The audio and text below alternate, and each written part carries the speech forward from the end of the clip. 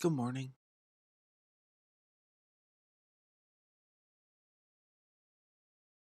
Good morning.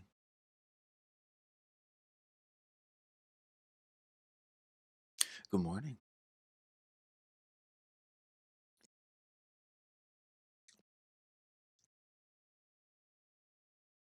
Good morning. Good morning. Incoming ad break. We just did it. An ad break. I wonder if it's because I started talking. Good afternoon.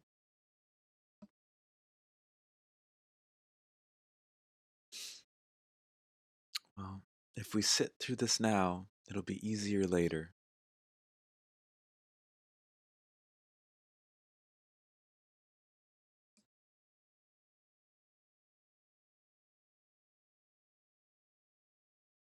I made it only a minute.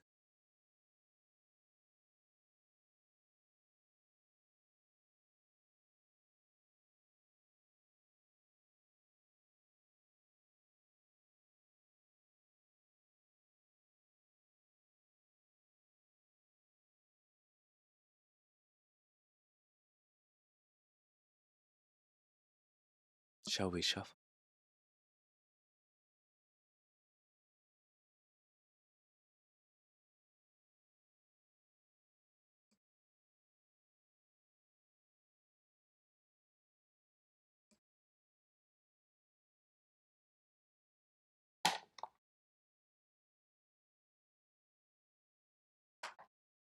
Hmm.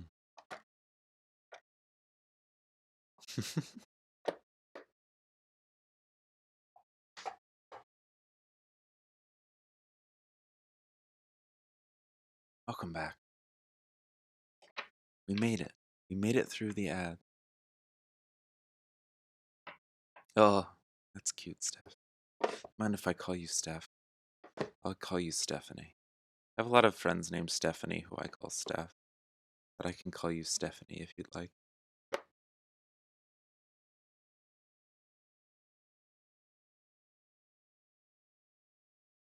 Okay. Got my bongos out of storage. That's exciting. A lot has happened. A lot has happened. It's been a whole week.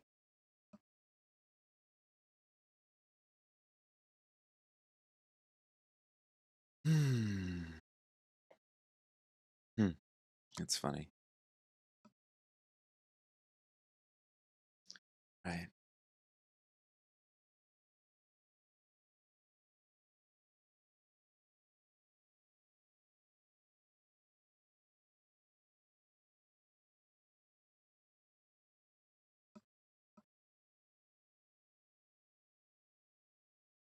You had a bad night yesterday? Oh no. I hope your afternoon today is much better. And indeed, happy Pride.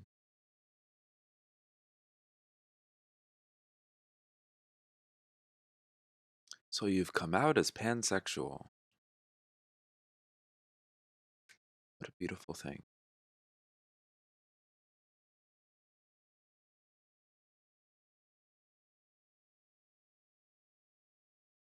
All genders are beautiful.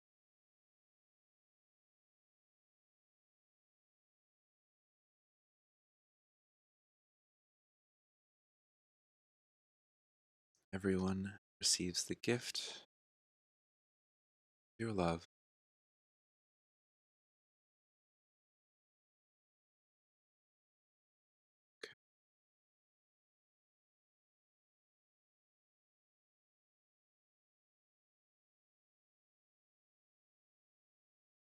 Hmm.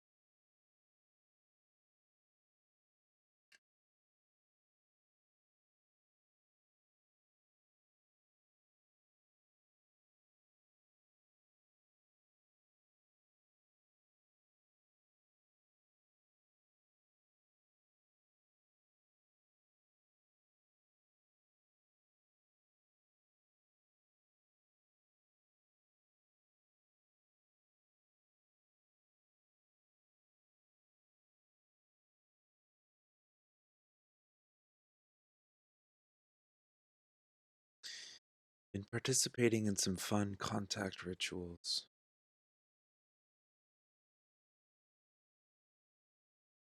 Suppose this is a fun kind of contact ritual in its own way.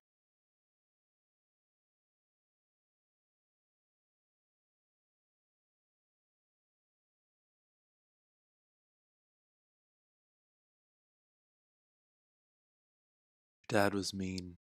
Your dad, and you are sad and mad at him. Hmm. Mean about you coming out as pansexual?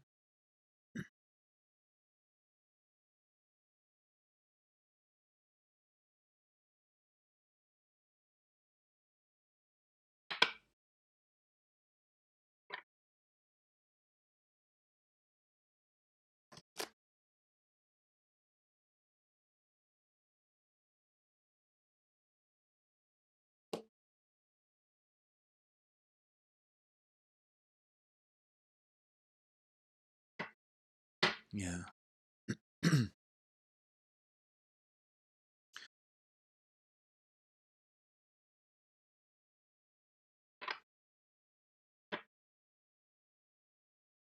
Hmm. Sometimes things can take an adjustment.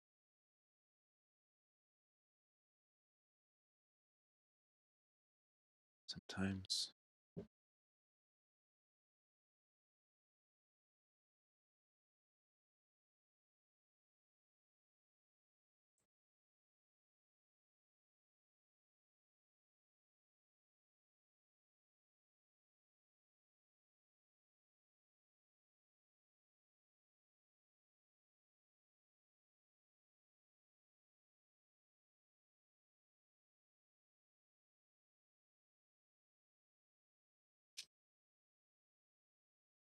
Hmm.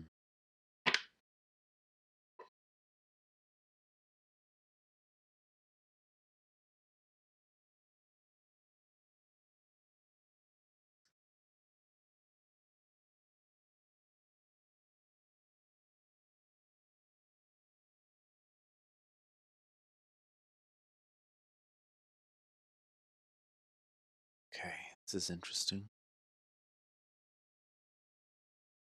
Hi, Cadence.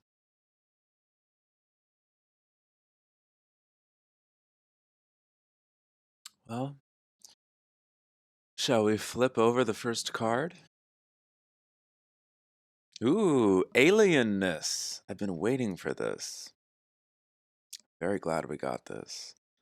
Non-humanoid parallel. Let's take a look at that. Alienness. A lot of times people ask, what's the deal with all the aliens looking humanoid? How arrogant we must be to assume that all extraterrestrial life has two arms, two legs, two eyes, etc. A head, bipedal. Not true, but we focus on those because of familiarity, etc. We focus on those because of galactic heritage. That's what this deck is about. That's what most contact experiences seem to be about. But they're not all about that. Alienness surely exists. Hell, we call them aliens. Unfamiliar, foreign. This card specifically references non humanoid, and the suit is parallel, considering we're not necessarily talking about a specific civilization here. This reaches across infinite life form. It's a beautiful card. It is inherently strange. Let's read. We have never pulled this card before. Alienness. The alienness felt between family members when someone shares something that another doesn't quite understand.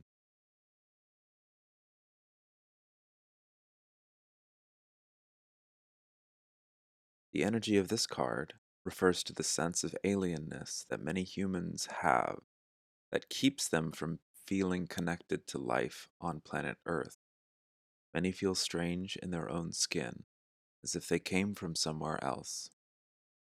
You may indeed have a connection to non human beings in the universe, but because you are human in this life, this card asks you to begin embracing your uniqueness and celebrate it rather than fear it or be ashamed of it. If you need help, ask some loving non human beings to assist you during meditation. Feel their alienness and open your heart to them anyway. You and they are one. Happy Pride. Queerness.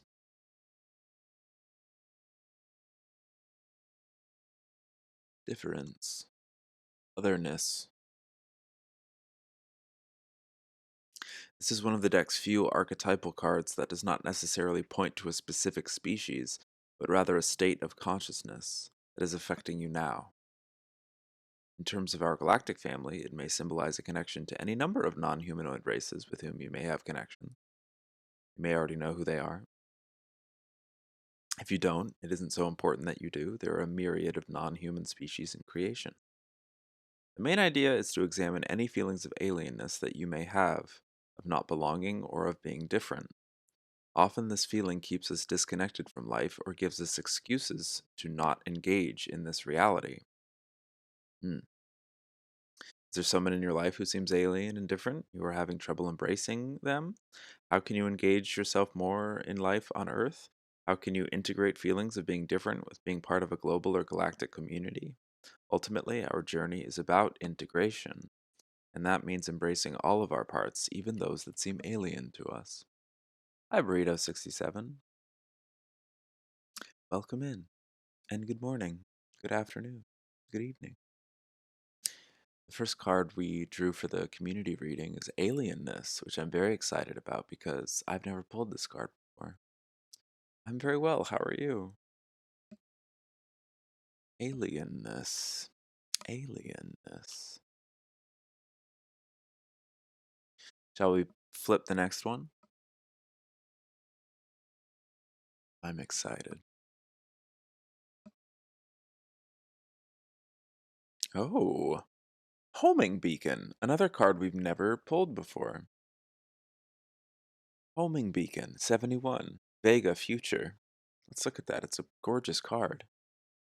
Homing Beacon. Now, what is going on there? Beautiful.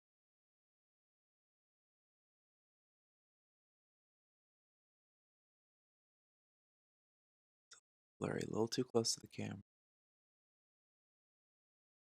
I wonder if I can get this.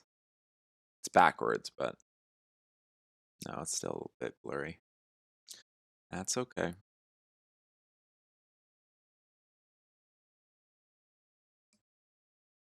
So what I do here, Burrito, is I'll start with a community reading and then I'll get into individual readings afterwards.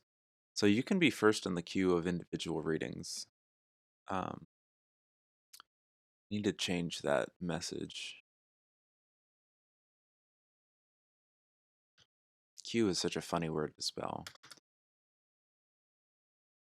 So if you stick around, you can be first. Stephanie, you can be second. But we're gonna do the 6-card community reading first. But thank you for your interest. These are the Galactic Heritage cards. It's cool stuff. I like them a lot. Good morning, Shake and Bakey. We've had quite the 2 first cards today. Very interesting. Alienness and Homing Beacon, 2 cards we've never pulled before. Very interested to read about Homing Beacon, a Vega Future card. 71.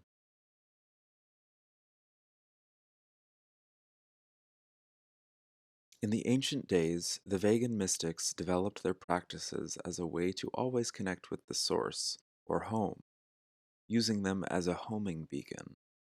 Eventually, they no longer needed spiritual technology or spiritual processes to make this connection. They felt the source within them at all times. You too have this ability deep within you. Learn to quiet the mind through breathing or meditation and then just let go. As you trust in your practice, the feeling of connectedness to this source will grow and grow until it permeates every part of your life. If you need help, ask the ancient pagan mystics to assist you. I love that. I love thinking of every human as an individual homing beacon to source, to the source of all things.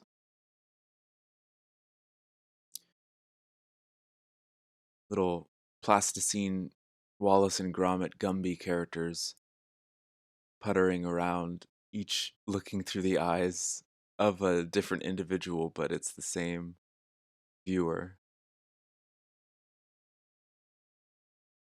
Yep, that's the metaphor I'm going with right now. Homing beacon. This time stream represents the vegan culture after they healed their greatest challenges as a young species. That's what the future refers to. In the prism of lyric cosmology, which we've talked about a lot here, the vegans were the species who retained their memories and connections to the source, the unfragmented aspect of creation most completely. Their system of mysticism is well known throughout the galactic family and has influenced countless civilizations, including Earth. This is because they have retained the energetic memory of the unified field of creation. Anyone who's getting interested in quantum science, especially as it becomes more popular and accessible, this directly touches on that, I would say. Anytime you're thinking about a unified field of creation, this memory acts like a homing beacon, a proverbial light in the darkness that realigns them when they lose their way, like an ability to sense true north. You know what I mean? While this trait is attributed to the Vegans because of their spiritual commitment and their self discipline, every species has this ability to remember the essence of creation and never lose its way. It is only when beings get distracted by physical reality that they believe they have gotten lost. If this card is in your reading, yeah, take a look at the surrounding cards and your life circumstances. Beautiful. Alienness, homing beacon. Oh my god. Feeling like following a lighthouse home to safety, to the comfort of oneness, I suppose. Something in there triggered something in me. Never lose its way. Distracted by physical reality, that was it. Sometimes humans are referred to as the masters of limitation. Some believe that we are. Uh, it, it's it is a funny thing that so many of us seek journeys of enlightenment because many believe that we came from just like true enlightenment and we chose to incarnate as humans in order to forget, as to learn something, as like a challenge to grow spiritually and explore some theme that was of interest to us. So, but like we already are the ascended masters who we seek the guidance from. We already are Neo in the Matrix and Trinity in the Matrix. We already are um like the gods and goddesses of ancient myths and stuff. We just chose to explore something that required the limitation of 3D physical reality with all of its trappings like linear time and so forth. And I think about that every time uh, especially because I used to deal heavily with depression, like suicidal depression. And like the concept of the choice to experience like a disconnect so great that one might feel lost and want to end the experiment. And for some, that is the conclusion. I had to come to that conclusion with a friend of mine. And of course, each of our journeys enhance the other and affect the other and are fluidly one with each other. But I've just been thinking about forgetting. how often I forget, despite like preaching this sort of thing so often and like talking about it as if I embody it, when I in fact am just like everyone else and embody the forgetfulness of physical reality.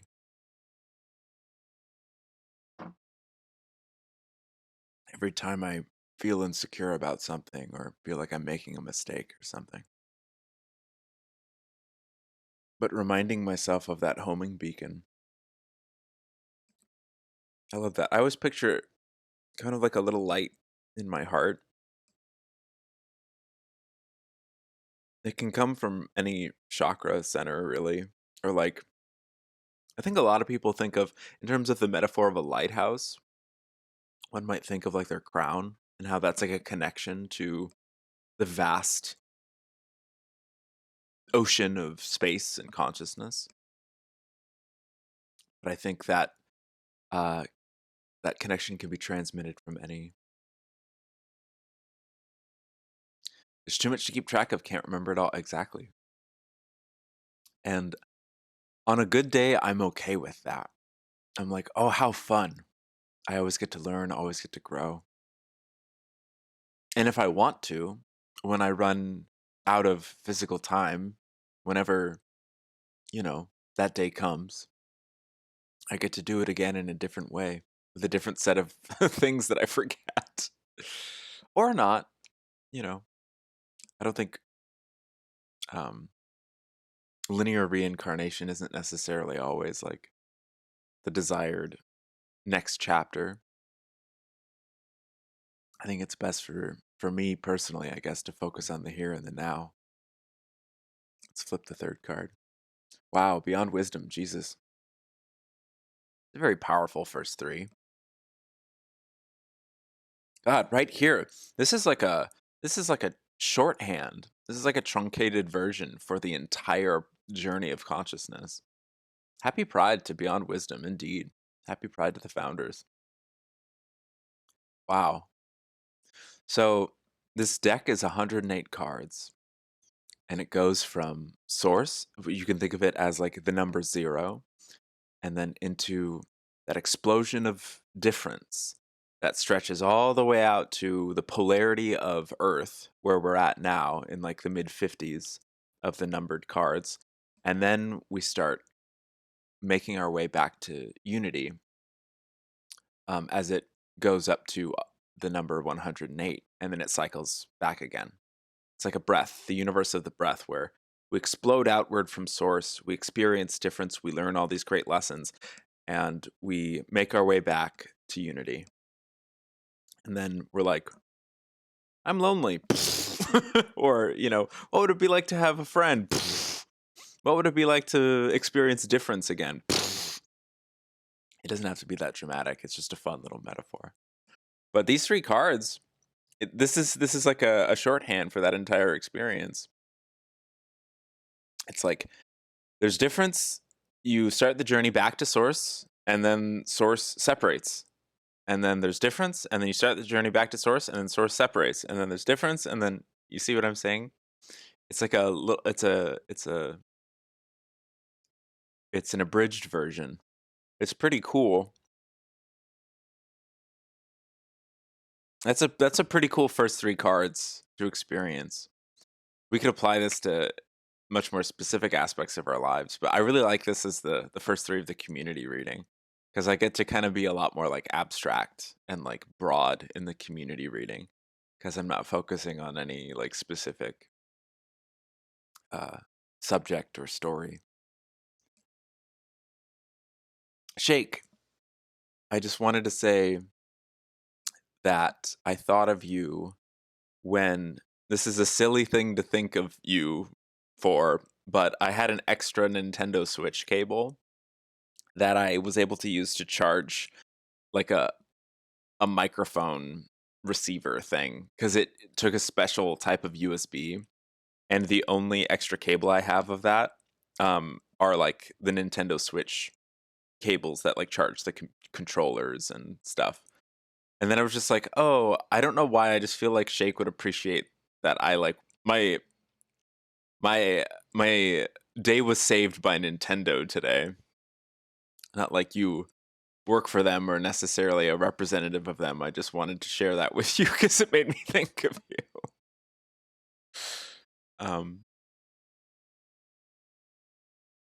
now you're playing with power. Yeah, that's exactly. Wow.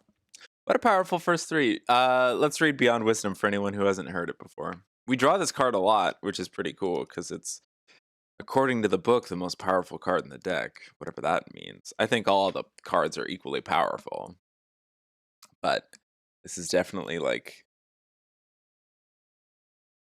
it's so fertile. It's so like ripe for change and expansion and possibility. Hi, Salvo. Oh my gosh. Whenever I drink coffee really quickly and talk a lot and forget to breathe steadily, I burp a lot on stream. Those are cool. I like those. That's cool. Beyond Wisdom. The founders represent the abiding awareness, the one consciousness that spans time and space. This consciousness is aware of its simultaneous existence as both the whole and its separate parts. It created an illusion of fragmentation so that we could have individual lifetimes, but its wholeness still abides and is ultimately the consciousness that sees through the eyes of every living soul. This is your true self. Some call it God. Because this card points to your true nature, it is the most powerful card of this deck. It cuts through illusion and moves beyond wisdom. It is you, remember? God.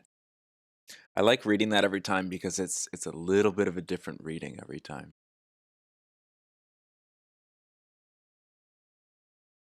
It fires me up, Bob. It's pretty cool. I've been rewatching The Leftovers. I think it's like one of the best shows ever made. I think it's my third time going through it. It might be my second time doing the third season. I watched the first season like several times and then I kind of fell off. But I'm finally finishing it up now and it's right up my alley. Long-term goals. Serious past. Cool. I don't know if you've ever had this card before. Long-term goals. I'm really enjoying the theme here. This is what I've been feeling this week. I don't know. Has anyone else this week been feeling like I hope others are resonating with some of the themes here. Does Chris Murphy have a Leftovers rewatch? Oh my god. I would love to be on that. Oh. My mom gave me a new shirt yesterday and I'm wearing it today and I feel like one of the members of the Guilty Remnant. It's a nice shirt. Thank you, Bree. I have a lot to say about that show. Every time I watch it, I get something else out of it. Just very well delivered metaphysical content. It's extremely stimulating media. Oh, thank you, Bree. Long-term goals, serious past, the first past card. So far we've had two parallels and a future, sandwiching the future. Very cool up here, up top. Second row, first card, we've got 45, long-term goals, serious past. Very intrigued by this. Very excited by this. Serious, that is this week's theme of the Galactic Ambassadorship workshop that I'm taking right now. Last week was Andromeda. The week before was Arcturus. The first week was the Pleiades. Last Wednesday, actually, almost a week ago, I engaged in this like crystal grid ritual to reach out to Andromedan consciousness, and it was very cool. Very cool meditation. Very strange. There were moments where there were like absolutely a tangible different energy that I was feeling that would like shoot messages and images into my head that I was not really prepared to understand in the moment. And I had very interesting dreams the next several nights. And I was very, very like, I had a wonderful weekend where I went to a family wedding. And when I got back, there was a question and answer module that had been added to the class that was all about like how wonderful it was to feel so many people reaching out. It felt like a family reunion in that way. And that was so cool to hear after a weekend of actually literally going to a family reunion. It was very cool. Synchronicity, it's all connected. All right, 45.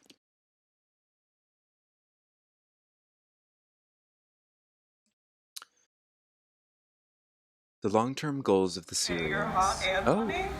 I guess. I guess. Thank you. You're hot and funny. Thank you, Stephanie. The long-term goals of the Syrians lasted for generations. Let's look at my face. Ugh, God. I need to do this more gracefully. The long-term goals of the Syrians lasted for generations and spanned thousands of Earth years. This required extreme focus, discipline, and dedication. Wow, that's a long time. Many people who had Syrian lifetimes still retain this ability to focus and carry out long-term projects. Use this pattern as a skill that can benefit you greatly in this life, especially in regard to your spiritual development. If you have difficulty completing long-term goals, then seek out ways to move beyond this resistance. An ability to be focused and disciplined in spiritual growth is essential. Let your Syrian forefathers guide you.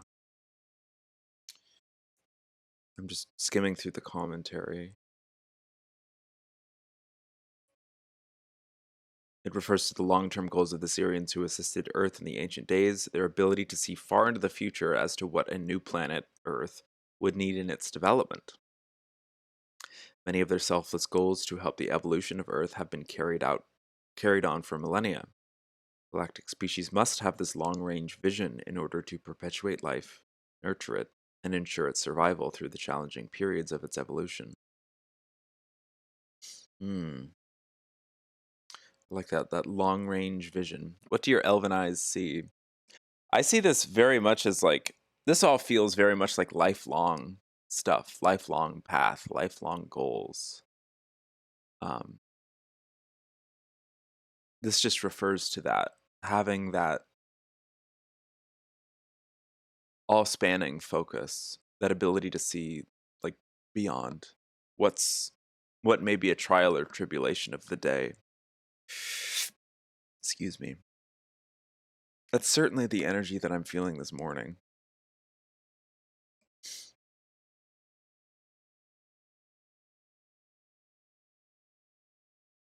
It's exciting. That's been another theme that's been coming up. Like the ability to say you have a lot of goals and you don't accomplish all your goals in the span of one work day. You can go to sleep. You can wake up and continue tomorrow.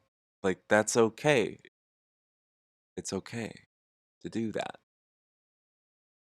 I guess sometimes I've needed a reminder that it's all right like to work on something for an extended period of time, because often with a very big project that's what's required.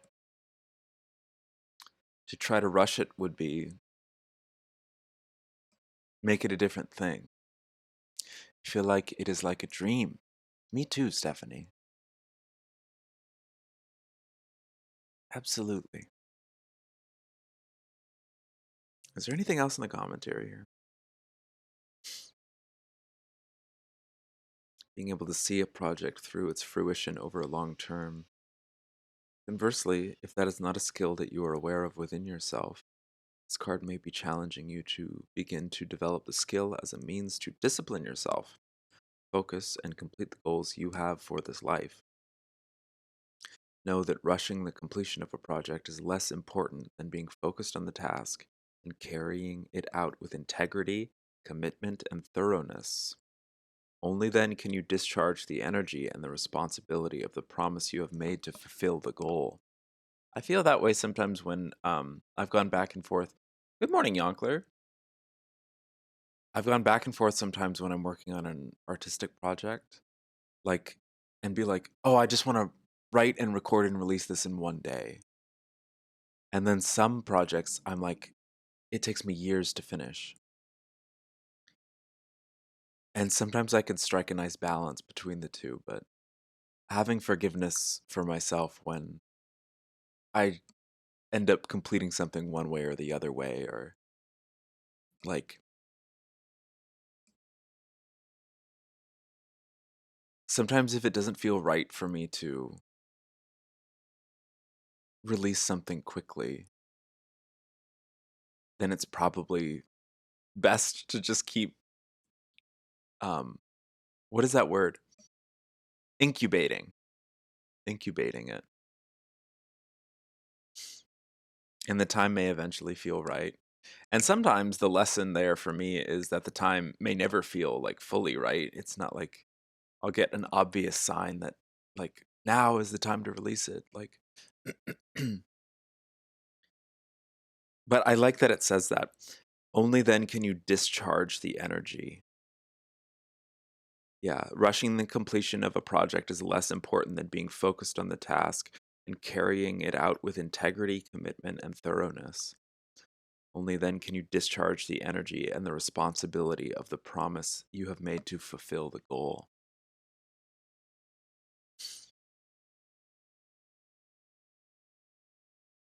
Everything is not right. It's so funny that we feel that way so often when it's so often the opposite that's true. If I talk about something I work on, I feel like I have less incentive to finish it. But maybe that's just me also liking surprises. Yes. Yeah. I sometimes I get really excited about like I'll do work on a project and be like, "Oh, I'm so proud of the thing that I did today." And so I want to like post about that and excite people so they can be as excited as I am and I'll be excited together. But also sometimes that just sort of becomes its own project where it's like, "Oh, I took that little step and now I get to publicize it." And who knows the next day that I'll like continue work on this. If I'm feeling so energetically satisfied by that one step that I took that one day. It's been a big learning process. Very interesting. Fusion and magic. Very cool. Very cool. Present Orion 55. Fusion and magic. My understanding, this would be a reference to that integration of polarity. Always feeling like everything is not right. Everything is not right. Everything is right. Nothing feels correct. Everything is inherently correct, but nothing feels correct. Being able to integrate those energies. Fusion and magic. God, do I fall into that all the time? Love to publicize steps. Holding on to something until it is finished is really a treat. Yeah, yeah. There can be a big reward in that patience. Like planting a seed. That was always the metaphor I used when I would like work on and release like music in my early 20s, or work on little short things for my YouTube or something. It's like people people would often ask like what's the goal here, like what's the point, what's the purpose, like is this your career or something, and it's just like I'm just planting seeds. I need to plant these seeds first. I feel compelled to plant these seeds. and a lot of them feel like they're building up to other things. Like, for instance, a ton of the music in Star Pals is music that I made like 12 years ago for just completely different reasons. But no one ever heard any of it. It was just like, you know, for my psychonaut friends in Santa Cruz to enjoy a couple of times walking on their way to the class or something. Some people really would enjoy it, like, but in terms of like, oh, this grand project, this grand, uh, you know,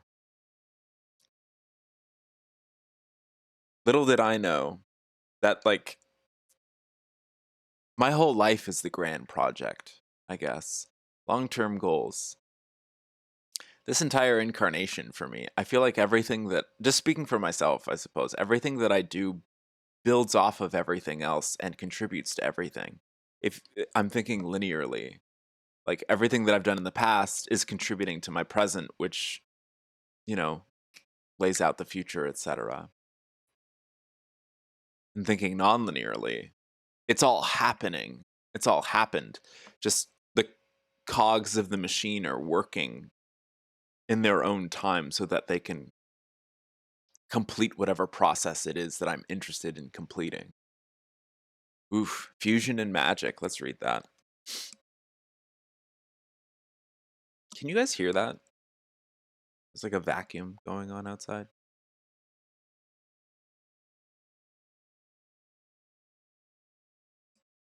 I'm going to assume that you cannot. It makes me speak loud, though.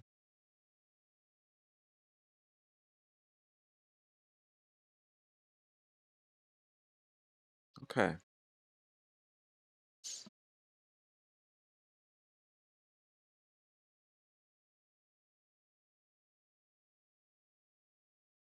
Oh, that's funny, Shake. Hi, Plant Danny. Good morning. Very cool community reading today.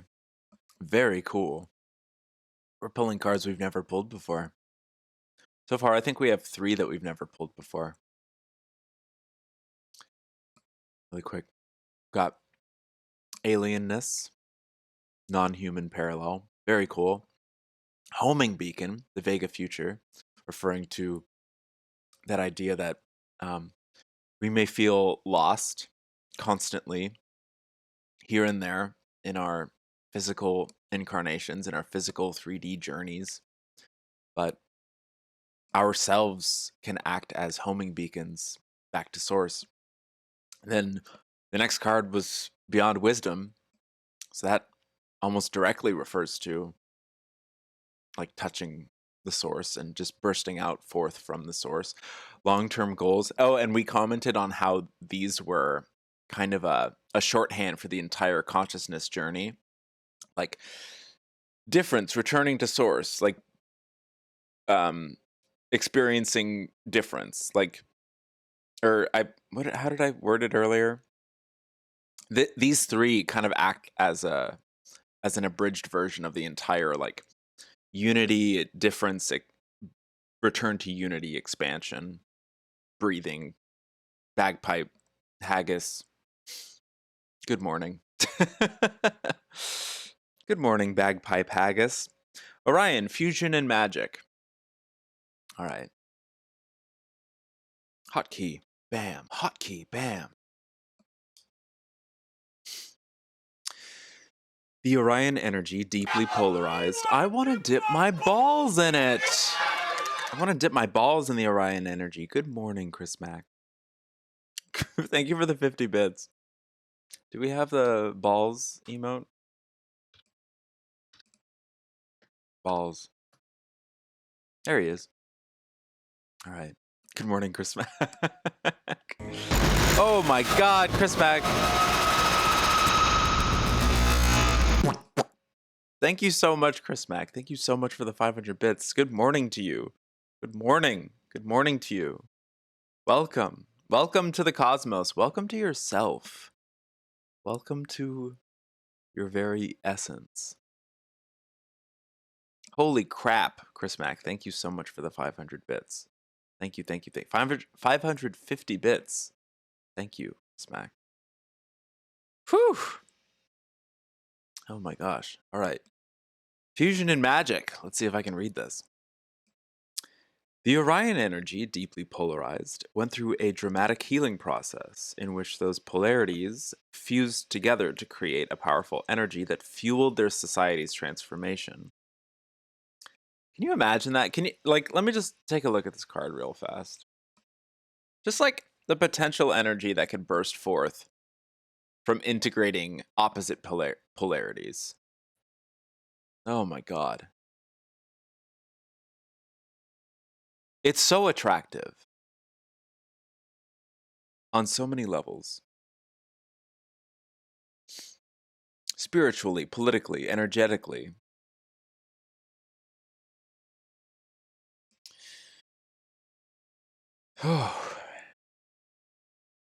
Okay, I'm gonna keep reading. Chris Mack is an angel. Oh, look, there's a big spider. I've been seeing spiders all around the house, and I'm taking it as signs of serious wisdom. I read a book once that was like, sometimes, like, our fear of spiders and snakes are little lessons about, like, serious teachings. So, nowadays, whenever I see spiders around my room, I think of serious teachers, which is cool.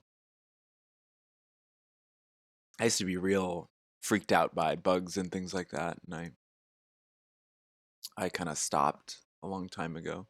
I still get, if there's something crawling on me, I'll like kind of flip out, but I won't like try to kill it immediately. I'll try to like get it off me and like, you know, alienness, alienness, alienness. And yet that bug crawling on you is a homing beacon to source. There was a spider in your car. It crawled under your rear view mirror mount. There you go. Shamanism, Plant Danny. Shamanism. Okay. Whew. Whenever two forces collide within us, like our fear and our love of spiders, it creates a process of fusion that releases an intense energy for manifestation. This is the basis of what we call magic. The fusion of two opposite energies that are harnessed and directed in a desired way. This is why it is important to embrace both the shadow and light sides within us. Shamanism. We every time there's like any mention of shadow work, I'm like, shamanism. We then create magical transformation. Embrace your abilities as a magician. Do y'all like magic?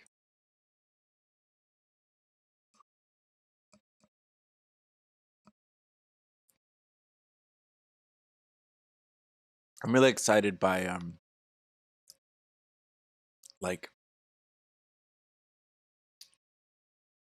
so I work in a metaphysical center. I work in like a spiritual center. They deal with a philosophy of spirituality called science of mind, which is like a branch of new thought. None of it's new. None of it's new. And to be even more of a little like, rabble rouser, I would say it's a science of the heart more so than the mind. But I get it. So something that I think a lot of the ministers and practitioners and so forth at our center are uncomfortable with is the idea of magic. Because magic in contemporary Western civilization usually means lies. Or at least that's the connotation a lot of people have with that word. Oh, it's a magician, they're illusions. He's worked very hard to practice this artistic craft of making people believe in something that is not real. I and some other some of the practitioners there came from Wicca and witchcraft, which I think is cool. But I think there's been I don't want to speak for them, actually. I don't want to speak for them. What I'm getting at here is that I'd like it if more people believed in magic and we could take the definition away from lies. That's all. But I don't want to force it, because then I'm just contributing to the very problem I'm trying to solve. Fusion and magic. It does feel like magic when, like, two opposing forces can get along. That's magic. I don't know, I think about this a lot.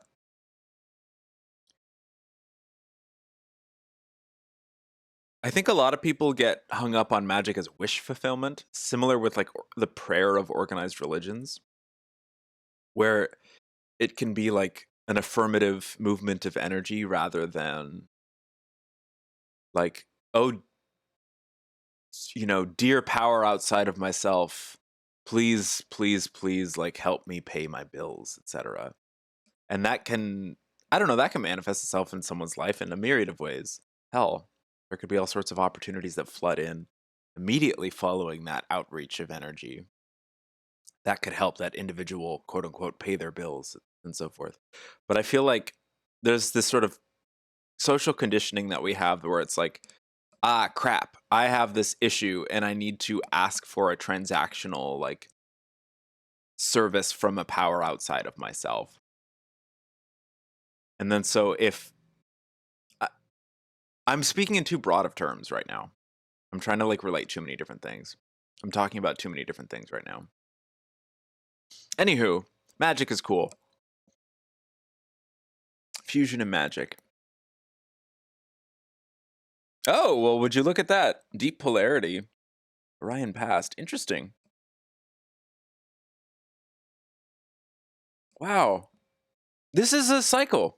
This can also serve here. Where are you? This can also serve. I talked about these three on the top being a shorthand, a shorthand for the entire like cosmic journey of source, separation, back to source. These can contribute to that. Like from deep polarity, that's alienness, homing beacon, returning to source, and then source with beyond wisdom. The long-term goals of like the early Andromeda energies, early Arcturus energies, like figuring out what's difference going to be like. How are we gonna manage difference? And then, oh, but that's interesting if we interpret it that way, because then fusion and magic is usually like returning. Wow, it's almost like this is like a backwards reading. Sorry, I'm just really rolling these concepts around right now. I sort of like lost the plot as soon as I started talking about magic. The deep polarity dude, yeah. Just chilling. I love that posture. A lot of the Orion cards have in the chest like arrows pointing in opposite directions or triangles pointing in opposite directions. And they're represented differently in different Orion cards. It's pretty cool. Deep polarity. That's how some of my friends from the East Coast might pronounce it. Polarity. Polarity. Polarity David. That's what they should have called his character on Curb Your Enthusiasm.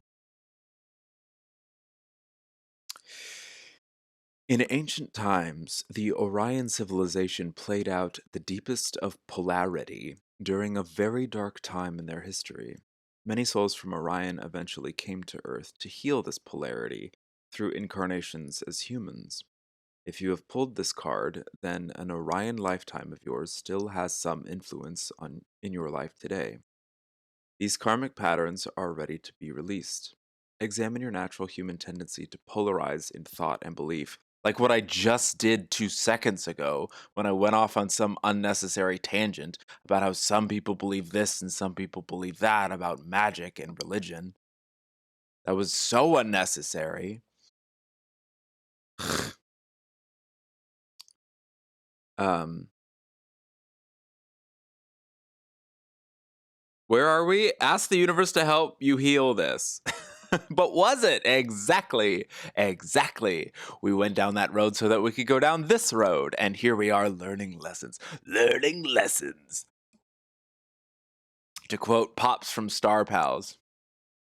Once again, we find ourselves standing in front of some stranger learning lessons.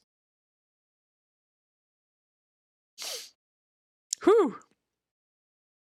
Ask the universe to help you heal this. Universe, help me heal this. That's so funny. I was just talking about the transactional, like begging something outside of herself, and we, obviously the universe is not outside of ourselves.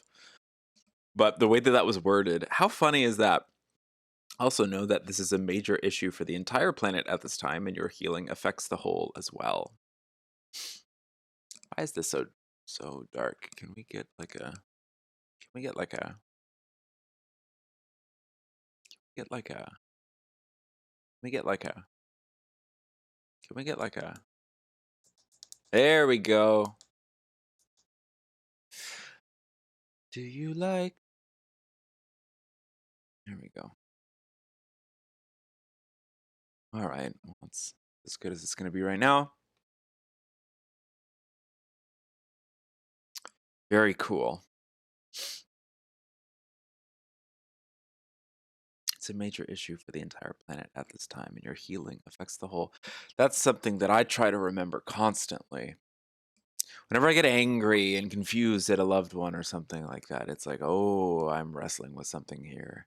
And this very theme, this very energy is something that the entire collective is wrestling with. And if I can work on myself in this very moment of confusion, loss, rage, wrath, whatever,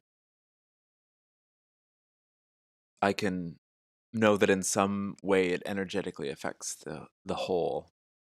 I love saying the whole because everyone gets to make puns about it. But seriously, folks, this is quite a journey here. This is quite a community reading. Shake would never make a whole joke. Only a partial joke. You like holes. It's interesting. Astrophysics. Black hole and white hole. Entrance and an exit. What's on the other side? What happens when someone goes through? That's discussed heavily in a book of Sasquatch shamanism I have, but I haven't reread those chapters in a few years. Cool stuff. This is a really cool reading.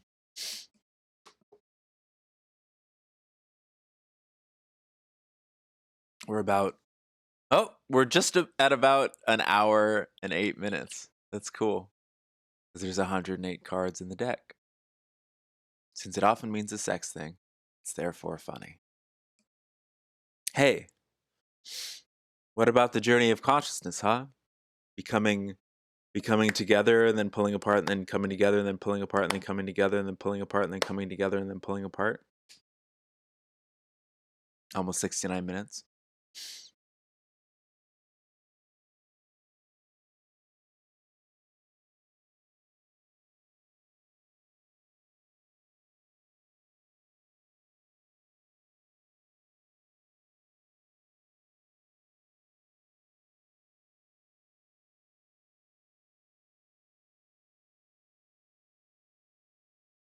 This is beautiful. I'm gonna take a short ad break. Restore my personal comforts, as they say. And then we'll get to some individual readings. So far on the queue, I don't know if either of them are still here. That took kind of a long time, but that's kind of how it goes. It's like an hour for the community reading, and then we'll get into individual readings. Right now, the queue is Burrito67 and Stephanie.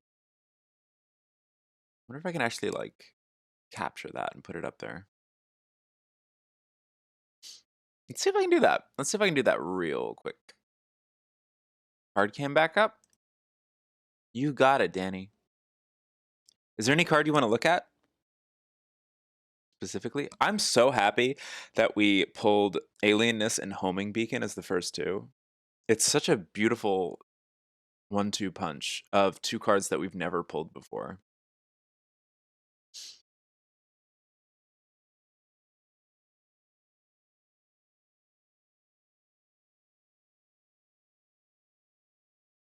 Very cool. Very cool. Let's see if I can get the queue going a little fast.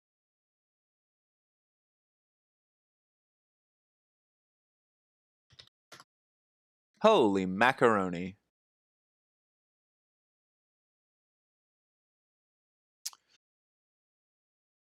Do you like what? What? What?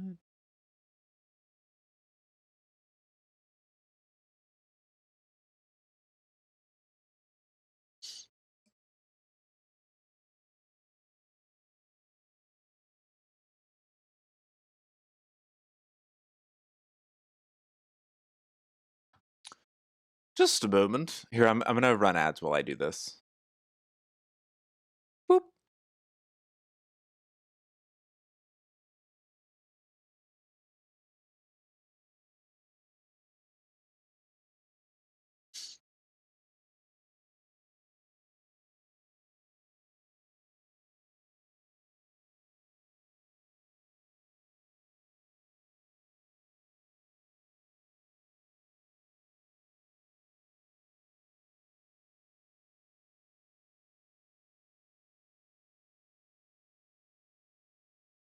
Hmm.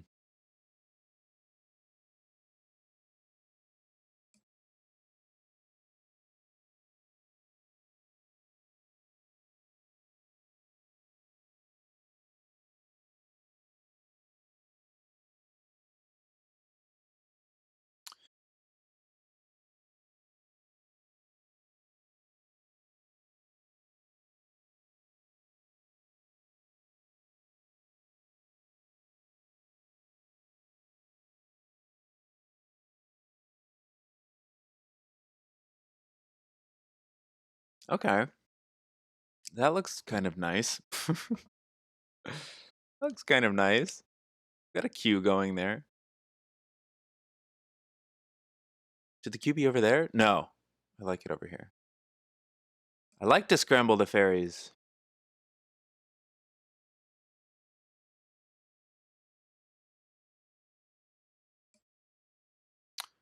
Wonder if we can do that over here as well. Hello to you. Boop. Oh, we got to do the same thing over here. I just want the same thing. I want the same thing. OBS is silly, guys. Q. I think I can copy. Right? Right? And then paste? Where did it go? Paste reference? Yes! Yes! Oh, glorious day. Very cool.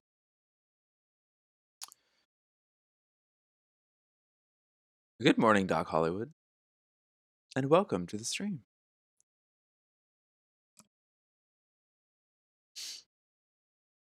We just figured out the queue. I am about to take a short break, even though I just like ran ads for 3 minutes. I just wanna like blow my nose really fast. I'll be right back.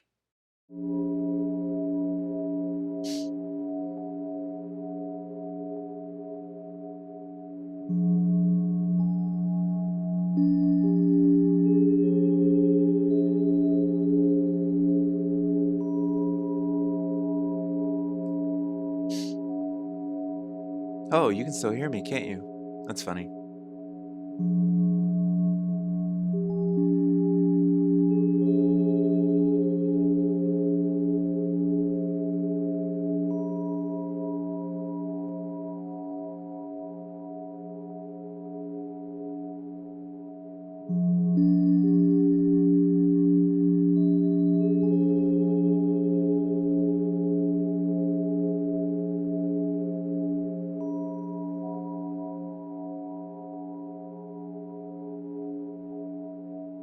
We're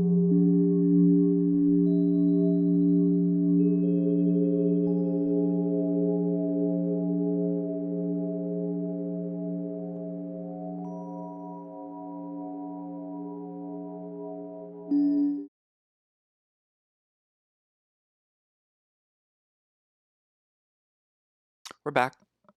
We're back. Really good community reading. That was really cool. We're going to start doing individual readings. We've got the queue up. Very exciting times. Good morning to you, Doc Hollywood, and everyone who's still here. I'm drinking a shake that has a lot of bakey in it. I'm drinking a shake that has vegetables and fruits and other various things. It keeps getting stuck in my teeth. Okay. Who's up first? Burrito, are you still here? I don't know if Burrito's still here. Burrito, if you can hear this, say something in the chat or forever hold your peace. Otherwise, we're going to move on to our good pal Stephanie. Stephanie, are you in the chat? Stephanie, come on down. What a cool... God, this was really cool.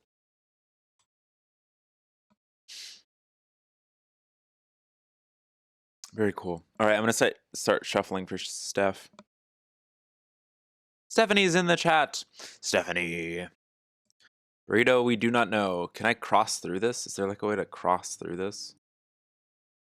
Let's do this. Check that out. Very cool, huh? Look at that.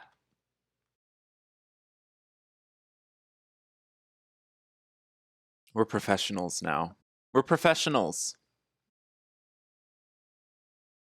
Wow, what a great... Oh, this is really interesting. I don't want to like dwell on it too much. I don't want to like, hammer it into submission or anything.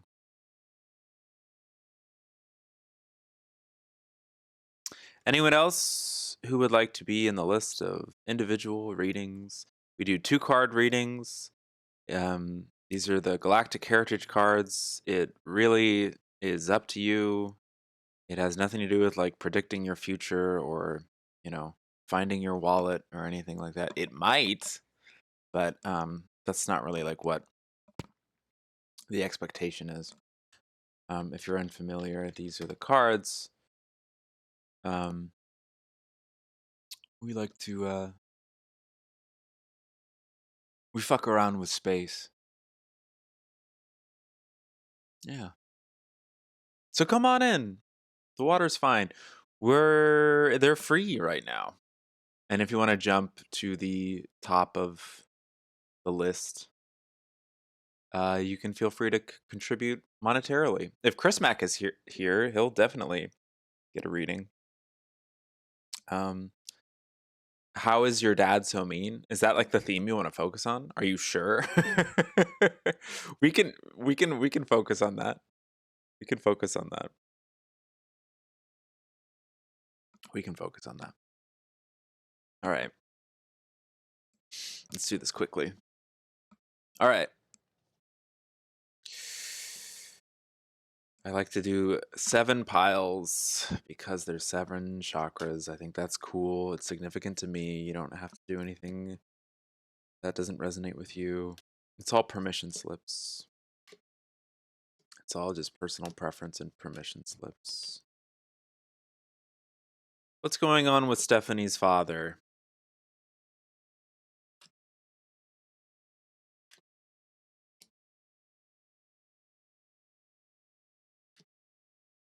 I have an idea of where this might take us, but I'm going to let the cards decide.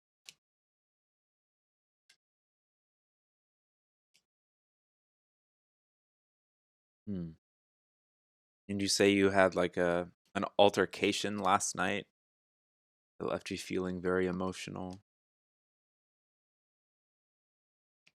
Because or related to the idea that you've come out as pansexual.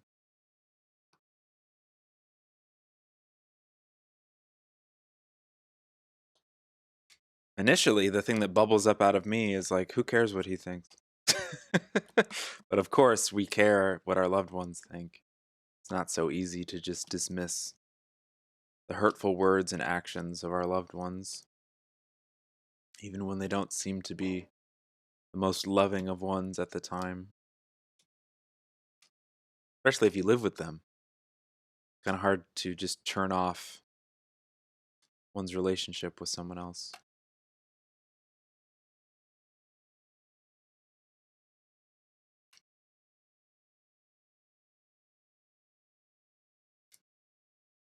It's about who you are, not what other people think you are.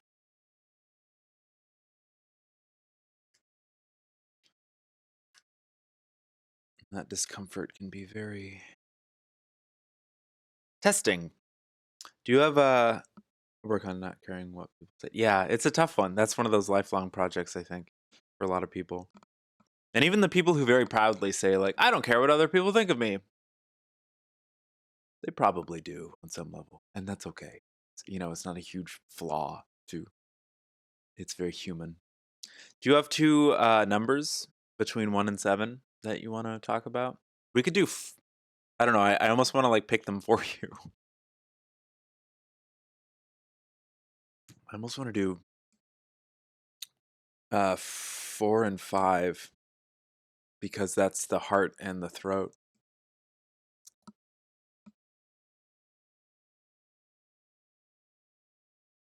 In fact, I might just do that right now. 1, 2, 3. I've been using. Should that be 7 or 4? 3, 4, 5. Let's use these two, 4 and 5.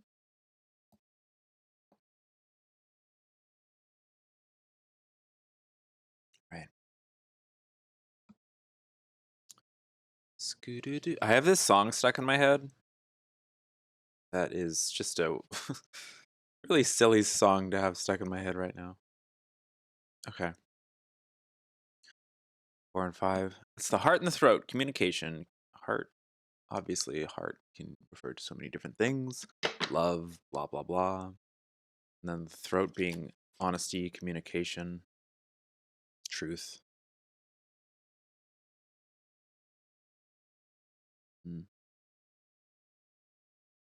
Okay. Okay.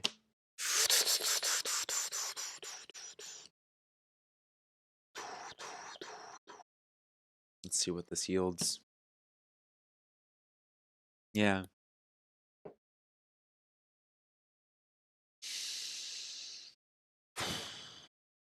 What's up with Stephanie's dad? Integrity. Oh boy. Esasani parallel. Very interesting. Very interesting. I almost want to flip the other one over. Let's read integrity. We almost never get Esasani cards in here. That's very interesting. Esasani being a future hybrid of various civilizations. Very wise. Great teachers, the Esasani. Just as we all are. Let's read about integrity. What does integrity mean to you, Stephanie? 101.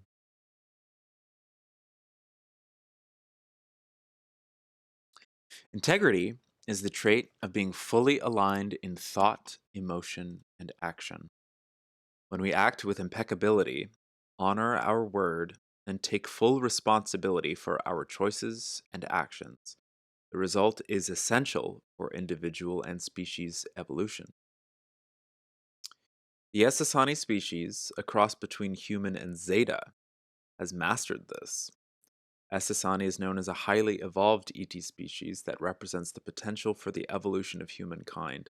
Let their energy influence you in your spiritual evolution as you take the needed steps to balance your life so that thought, emotion, and action are fully aligned. When we act with impeccability, honor our word, and take full responsibility for our choices and actions. Integrity is the trait of being fully aligned in thought, emotion, and action. Wow. Hold on, I'm reading the commentary. Because, yeah, the Essassani species is a hybrid of human and Zeta. They're considered to be a highly evolved species assisting Earth through its transition. Deep within the Essassani collective memory lie the healed lessons of the Zeta, Orion, and human species. Because these lessons were fully integrated, the outcome is a species of pristine consciousness capable of non polarized thought and a catalyzing energy that propels others forward into their own processes of integration. When thoughts, actions, and emotions are not aligned, this creates discordant energies that keep a person or species constantly in conflict with the world or those around them. The Essassani have thought, emotion, and action fully aligned and can see themselves clearly without ego illusion. They are truly an enlightened species. If you pulled this card, it may have several meanings. The message may be that you need to begin a process of examining your thoughts, emotions, and actions and notice how well they are aligned.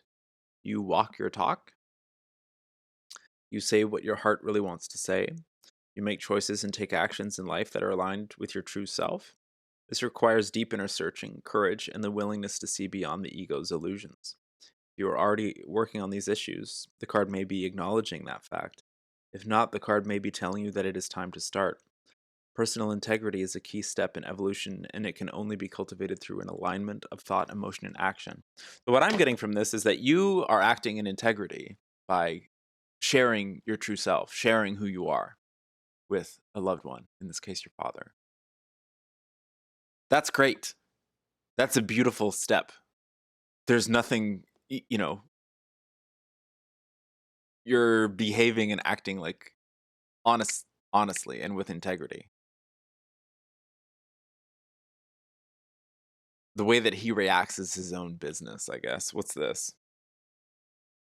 Equal value philosophy. Interesting. Hold on. Equal value philosophy, a Pleiades future card. Now, what does that refer to? What does that refer to? Stephanie, do you mind if I ask how old you are? I just need to make sure you're over 18. Equal value philosophy. Okay. 86.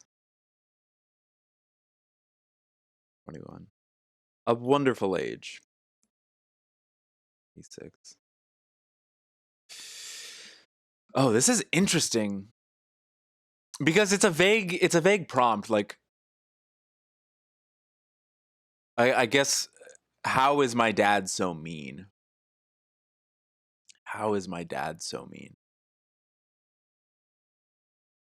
Like, why is your dad so mean? Initially, because he doesn't understand, you know, and that's like his deal, his journey. You're coming from integrity, like, and then it's up to him. He's probably trying to meet you with what he thinks is his integrity, but it's not aligned because he's being mean to his loved ones and trying to tell them what to do, which doesn't really work. If you truly respect someone else, you would respect their autonomy as a separate individual, as like a and the paradox that comes with being a separate individual.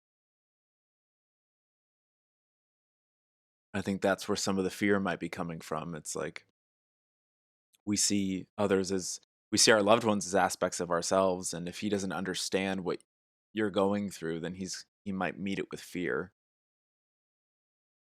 Yes, I remember we did a reading on your parents last time. Yeah. Let's read equal value philosophy. It's very interesting. Humans have gotten used to polarity and inequality.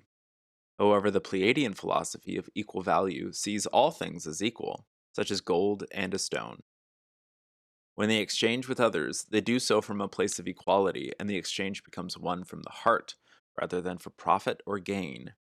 This card asks you to examine your emotions about the fear of not having enough, the issue of fairness, the difference between wants and needs, and always wanting more. Wow. Equality of all things is a universal principle, but we must first heal our fear of lack before we can fully embrace this principle. So what I immediately got from that is just that this is like a trial that you and your dad are going through. That's a trial that you and your father and your mother are going through. I'm not a marriage counselor. I'm not a family therapist. The best thing I can say is like you're going through these things right now because they're going to help you both grow as separate parties. Thank you for the follow video hell system. Oops, it's very good to see you. But I want to read some of the commentary on equal value philosophy. That's very interesting. It just seems like a reminder that everything is like equal. There's no difference between gold and a rock. Like ultimately. And that could be interpreted in a myriad of ways depending on your current relationship with your dad. I think it's hard to hear, but it's like that difference is a gift because you're learning more about each other. And it sucks if you live with someone who you don't get along with. But you learn from that friction. You learn from that experience. What you may learn is up to you. Like, I don't know you well enough to start giving you advice in that regard. That's just sort of like the themes that I'm pulling from the archetypal themes explored in these cards. So this equal value philosophy Pleiades card refers to an evolved time stream of the Pleiadian civilization. It is a time when polarity is exceptionally balanced. Imagine that. Imagine I just keep reimagining you coming out to your dad and then what that would feel like if the polarity was exceptionally balanced. You know what I mean? In a state such as this, there is no greed, competition, or consumer-driven structure. The concept of economics is totally different. It is based on universal principles of neutrality and equality. The only exchange is one of energy rather than the illusionary money systems known on Earth. Beyond human structures that measure worth, there is a universal view that sees all beings in creation as equal. I think this is applying more and more and more to your theme here. If this card came up in your reading, it could have several meanings. It may mean that you have a connection to this future Pleiadian time stream, and it is calling you to look at your current attitudes and beliefs about lack, self-worth, the abilities to give and receive. There might be a belief that you have, hidden or obvious, that is keeping you from manifesting abundance in its many forms in your life. Not necessarily just through currency, but it could be through love, the love of a family member, the acceptance of someone you live with. It may also be asking you to transform your understanding of what value really means. The old polarized concept of economics is no longer working on the planet or in your personal life.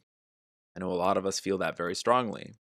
It can only be transformed through your deep inner work. If you are absolutely certain this does not apply to you, then it could be that you are already embracing this concept of Pleiadian equal value, and this card is acknowledging it. Go within, connect to your higher self, and listen to the guidance about what this card means for you.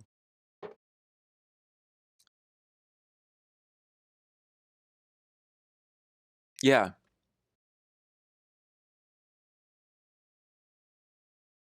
I guess that's the guidance that can be given to you. Your dad's probably just being mean because he doesn't understand and he loves you. That's not my place to say something like that. I'm not a licensed family therapist, etc. But on a cosmic level, you're coming from integrity. Like, you're sharing this like deep truth about your true self. And I think in terms of the negative emotional reaction coming from his part, it's up to him to understand that everything is equal. There is no value in one sexuality over another, one identity over another. I would need more details to make this more specific to you and your situation, but I don't want to do that. I don't want to like pry. Because ultimately it's up to you, you know.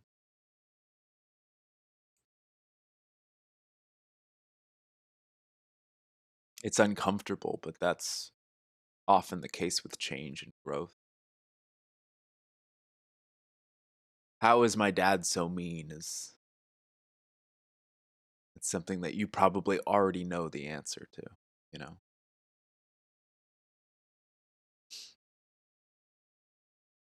Does this serve you? I love it when Bashar says that. Does this help? Does this serve you? It's a very interesting pairing of cards. We've never drawn either of these two cards before.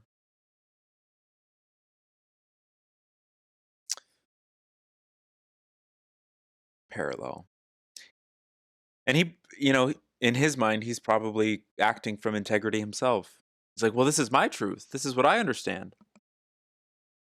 I guess I need more. Yeah, but it's good to keep it vague, though, I guess. That's what I'm learning as I do these individual readings. It's like, how specific do I want to be in terms of knowing the details of someone's situation? Um,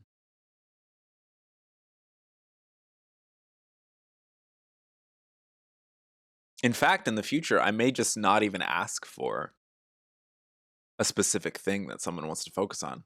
I might just like put people in the queue and then we just draw two cards and then the person intuitively knows how those cards apply to their life as we explore them. But I don't know. I want to be able to offer whatever service people want. Does anyone else want a reading?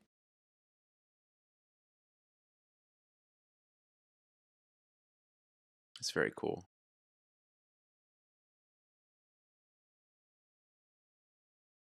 What is this? Returning the favor. Oh, bless you.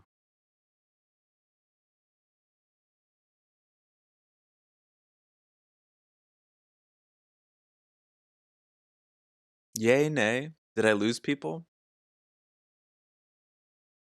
That's all good. Oh, shake and bakey. Put that Q behind that. Whoop. Thank you so much, shake and bakey.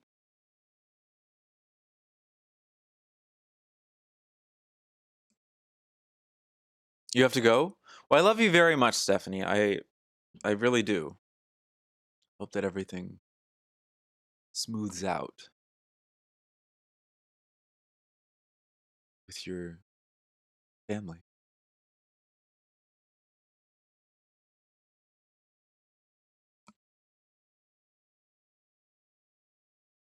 Welcome, Howdy.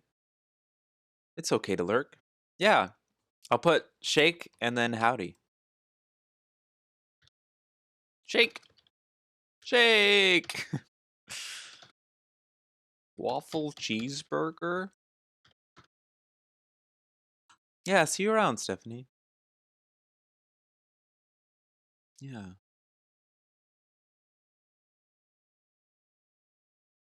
Okay. All right, shake. Shake! Oh, shake and bakey. I know what you're doing this week.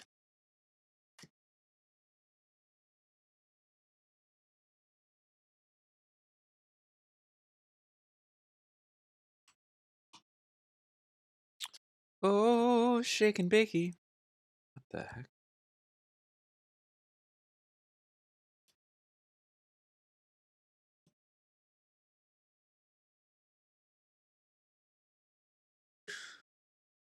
Oh, shake and bakey. I'm so fast at shuffling. Here, let me uncross my legs. Maybe that'll help.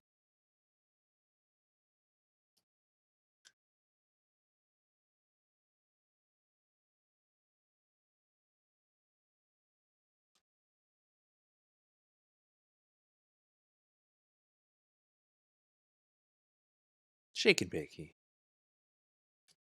I love those hot dog photographs. That's what the cards are telling me as I shuffle them. Talk about the hot dog photographs. Talk about Shake's hot dog photographs. Those are some like ornate hot dogs. Another satisfied OnlyFans subscriber. Super Bowl shuffle. What is the Super Bowl shuffle? What is that? What does that have to do with OnlyFans? I don't know what the kids are talking about anymore.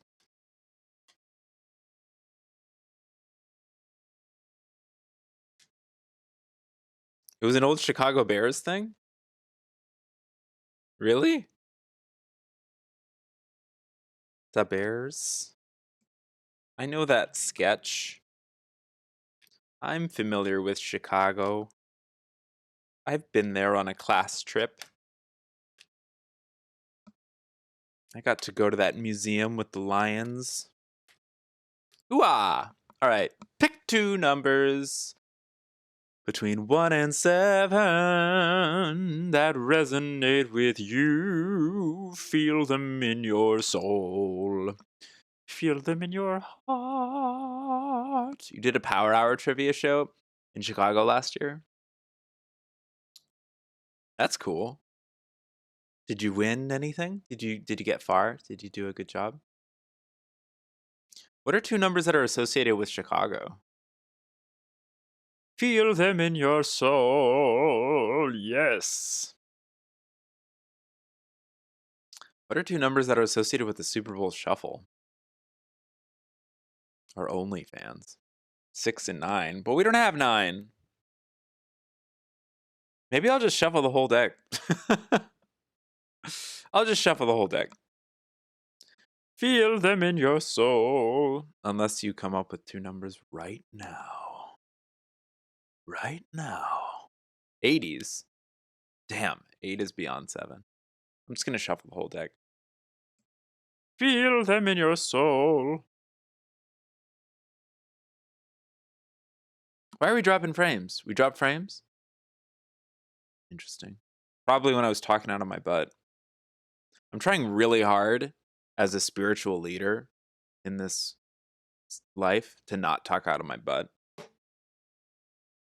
It's really, really difficult. Okay, I'm going to shuffle all these cards, Jake. I don't know if you can hear me right. I don't know what's going on. I'm going to shuffle all the cards together. Maybe I'll pick two for you. Okay, you're working. Well, let's do 1 and 7. That makes it easier. Feel them in your soul. Oh, I was wondering if you had two numbers between 1 and 7, but I picked 1 and 7 for you.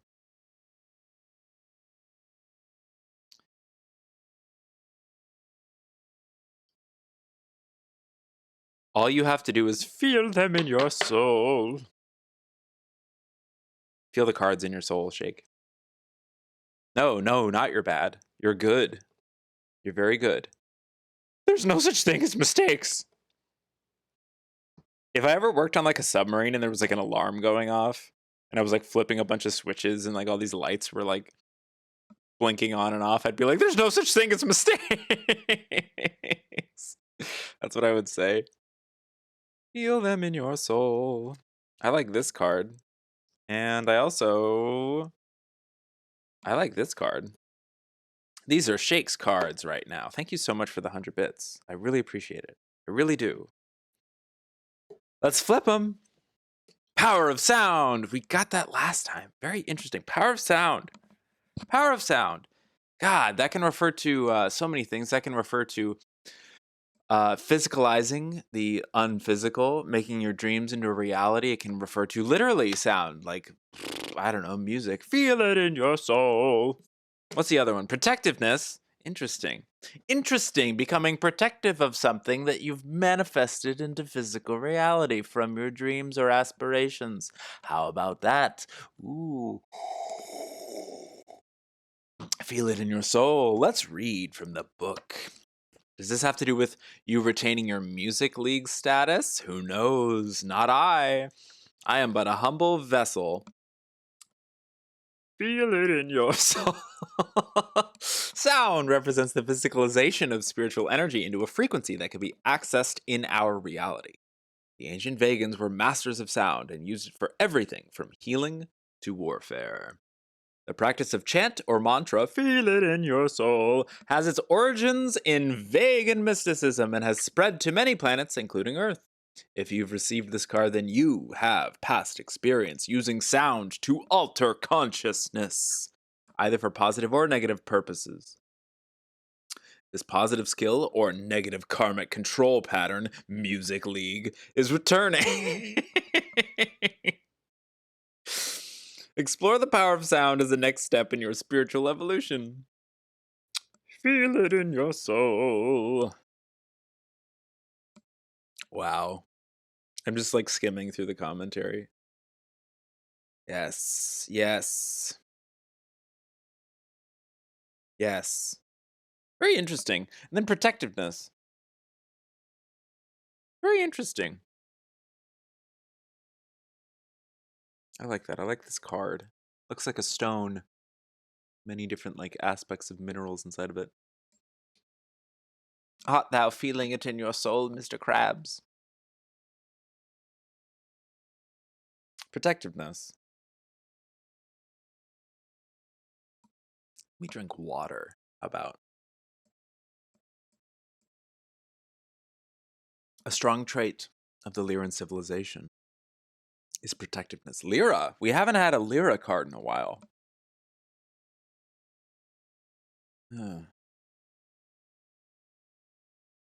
They were often like lions protecting their cubs when it came to protecting their offspring and even their territory. Thus, this trait can be helpful or obsessive. Sometimes, a protective nature can harm those who we are protecting because it does not allow them to grow and make their own decisions. This karmic pattern of protectiveness is one that you have experienced in many lives. Sometimes you were the protector, and other times you were the one who was protected, who was not allowed to grow. By looking at this issue now, the pattern can be released. Fasha!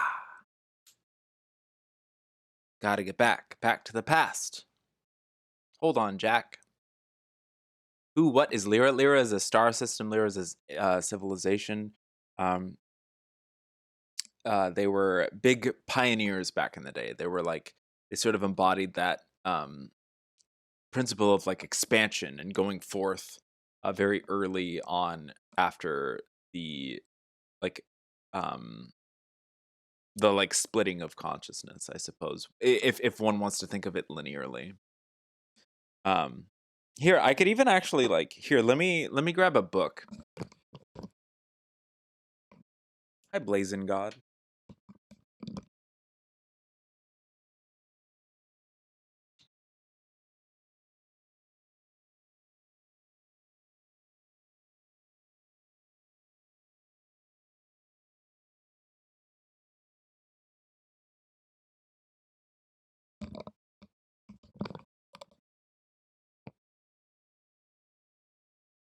Okay. I need to change that command because we are doing individual readings now. So I've grabbed the Prism of Lyra. It's backwards. Which is a book of channeled wisdom and material and histories and so forth. But I just wanted to, because there's a great index in the back of this, and if I just want to read like Lyra.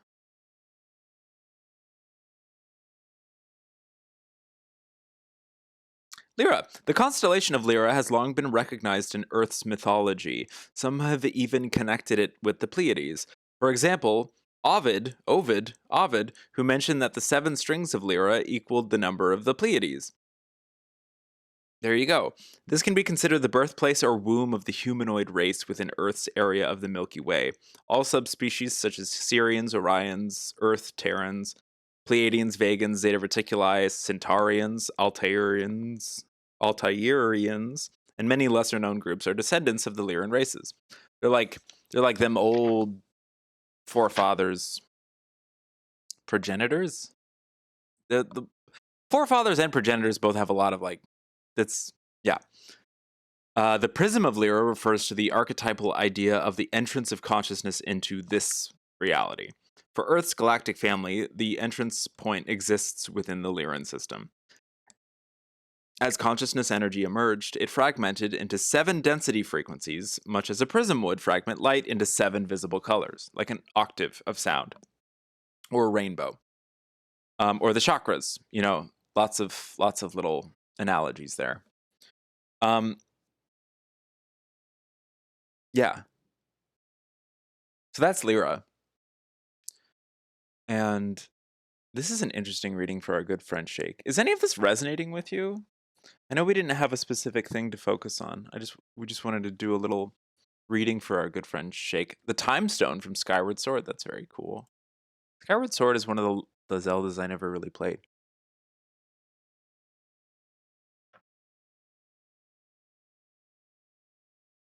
Look at that baby. Protecting stuff, maybe, yeah. Power of sound. I want to like explore how these are related. Like becoming protective of something that you've like created, manifested from a vision or a dream or an idea. And not, protectiveness is not necessarily like a negative or a positive. You would consider Skyward Sword bad, but it has a certain charm. That's the Wii one, right? Yeah.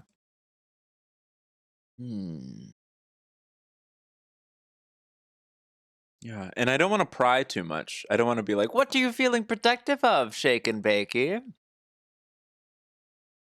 Is this something manifesting itself in your life using the power of sound? Look at my fingers, my hand.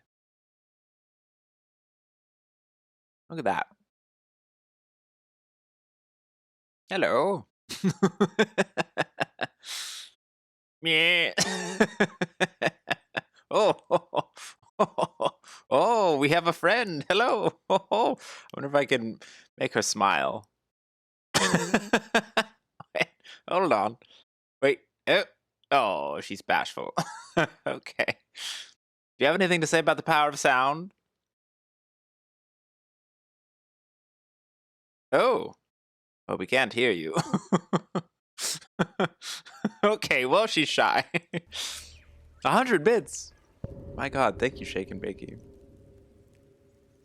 That's very, very sweet.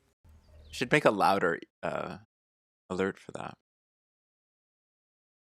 I stopped playing music during my streams so that people could like listen to their own music and stuff, and I didn't want it to be too busy. Is there a list of Q? Yes, right here. You will be after Howdy. Shake and Bakey, I really appreciate that extra 100 bits. I'm assuming that was a gratitude thing and you don't want a second reading. But I could also put you back in the queue if you want another one. That's okay. There's a lot going on the screen. All right, Howdy. It's your turn, Howdy. Howdy. That was a very interesting reading. I wonder what it meant for our good friend Shake and Bakey. It's very interesting. Very interesting. Ah ha ha ha ha ha! Stop protecting my sister from financial ruin. I didn't even know you had a sister, I don't think. Well, now we all do, I suppose. Maybe I knew that. I must have known that. I'm sure I knew that. I'm sure I knew that. Anywho, that's very interesting. What if the power of sound meant anything deep to you? Oh, perhaps. Well, I mean, heck. If you're worried about, well, this is assuming a lot. Older sister, 2 years older. Is your concern for her? Okay, this is a little intense, and it's just the way that you worded that. It's like, are you just sort of, do you need, like, is it, is your concern, is the issue like being drawn from the ether? Is it quote unquote real, or do we make it real with our concern? I don't know. That was something I just wanted to like throw out there, but that it just seems, I don't know the situation well enough to like really. Okay. Oh, it's real. Okay. Yeah. Yeah. Ruin was hyperbole. Okay. Haydn's Sonata 34 in D major. That's lovely. That's perfect. I'm glad you're playing music. Because I'm sure if you were listening to just this audio, there'd be a lot of awkward silences. Okay. Let's focus on Howdy. Howdy! Do you have anything specifically you want to think about, or do you want to just like get 2 cards and see what happens?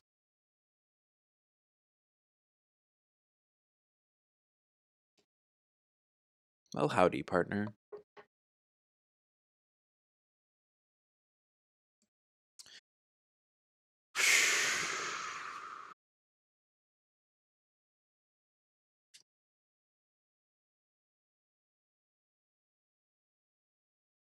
Thank you for your patience as I shuffle these cards in the slowest possible technique. But we get to imbue it with a whole lot of intention this way. Gives you time to think, gives you time to marinate, ruminate. Planning a trip to Japan in the near future. Should I go it alone or in a group? How does it look? Let's see. Planning a trip to Japan in the near future. Would you like to take the trip by yourself or with a group of people? Both could be fun. Both have wonderful outcomes.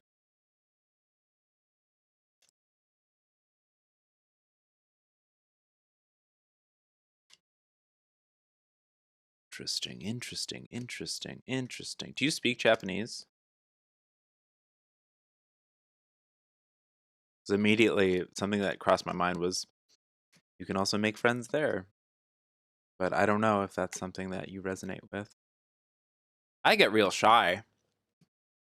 I admire people who travel. I think it's very cool. Because that's me personally.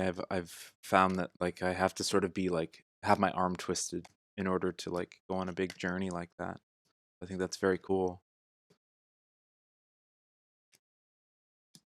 Planning a trip to Japan in the future.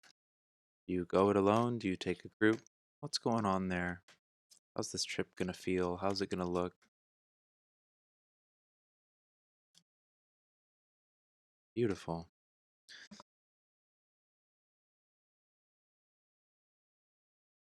I know several solo travelers who are women who are very, very adept at taking care of themselves. I understand the concern though. Do you have 2 numbers? Hey, original NPC. Do you have 2 numbers that you want to focus on?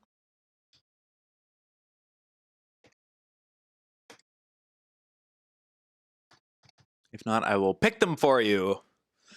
Thinking about travel. Oh, 2 numbers between 1 and 7. Just it helps me like narrow down the shuffling. You can say them. Actually, yeah. 4 and 7. Perfect. The heart and the crown. Beautiful. Perfect. All right, where are we? 4 and 7. Beautiful. Ah, you're so beautiful. Let's go.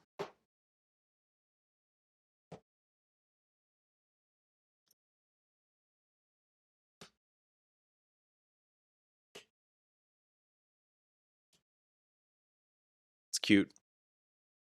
It's cute how involved this shuffling process is for how we only end up using 2 cards, but it's necessary. I don't ever want it to be like I think it's necessary.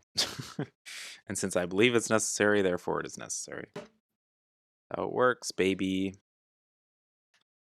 What's up with you?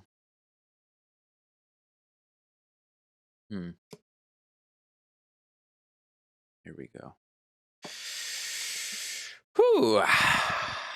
Planning a trip to Japan in the future. Do you want to go alone? Do you want to go in a group? Sharing cultural ideals. Well, how the fuck about that? 66. Pleiades present. Sharing cultural ideals. Wow, that really hits the nail on the head when it comes to traveling to a different country. Sounds quite relevant. How about that? Seems like you picked the correct numbers, etc. Isn't that funny? Sharing cultural ideals. We've never had that card before. Very cool. I love this little Pleiadian card. I love it. Love that little dude there, holding onto that little dude, scrambling around his guts. That's cute. Pleiadian drawings are very cute. Sounds quite relevant. Indeed. Let's read from that book right there. 66. Very cool. I love that. Pleiadians are enthusiastic. Hold on. Pleiadians are enthusiastic cosmic anthropologists. They love studying other cultures and interacting with them. Part of this is sharing the Pleiadian culture with other species as well. This is never to dictate what is right or wrong, but purely for the purpose of exchanging ideas. This natural curiosity is also within you, and this card is suggesting that you embrace this part of yourself a bit more. Don't be afraid to explore and share with others what you've learned, but do so from a place of neutrality and genuine loving kindness. Know that the ideas you share will help others on their spiritual journeys. Very cool. This card refers to a time in the Pleiadian history when they spread their cultural ideas through the galactic family, but never in a forceful way. Human history has shown that when evolved groups... I have so much hair in my mouth. When evolved groups contact primitive groups, that's open to interpretation.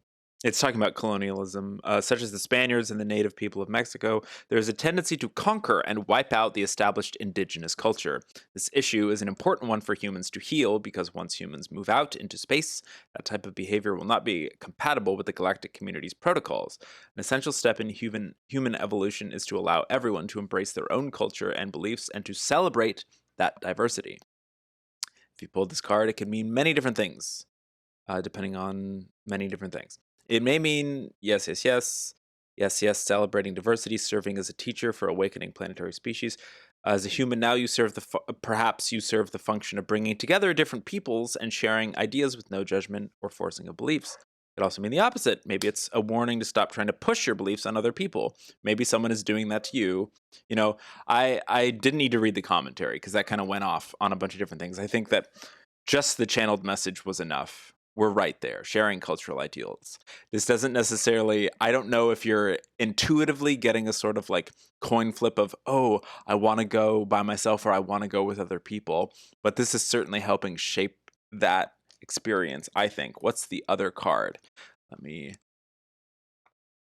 Big reveal. Learning to nurture. Zeta Reticuli present. Interesting. Both present cards. Very cool. Learning to nurture. I like that. Learning to nurture. Nurturing the self, nurturing others. Very interesting. Let's read. When the Zetas turned off their emotions in the ancient days and lost the ability to procreate, they also lost the understanding of how to nurture. Later, when they began procreating again, they had no idea how to nurture their new children and relied on humans to help them. The issue of nurturance is an important one, but it isn't one-sided. We must nurture ourselves as well as each other. This card asks you to look honestly at your ability or resistance to nurture yourself. If your needs are not met, you cannot be of service to others. It is time to honor your self-nurturing needs without guilt. Interesting. Interesting. I wonder if that's triggering anything within you right now. Interesting. I really don't want to tell you what to do. Group for sure. I was getting the opposite. But yeah, group for sure. You know, there you go. That's why I never want to tell someone what to do. I want to present you with what this is if you have a specific question. Because there's this great idea, like in terms of like synchronicity, positive synchronicity, negative synchronicity. If you're lost on a decision, try a coin flip, and a few things can happen. If, say, the coin lands on heads, you might be like, oh, good. I really wanted it to land on heads. Wonderful. What if it lands on tails? Oh, darn. I wanted it to land on heads. Well, then you still have your answer. You know what you wanted the outcome to be. Yeah.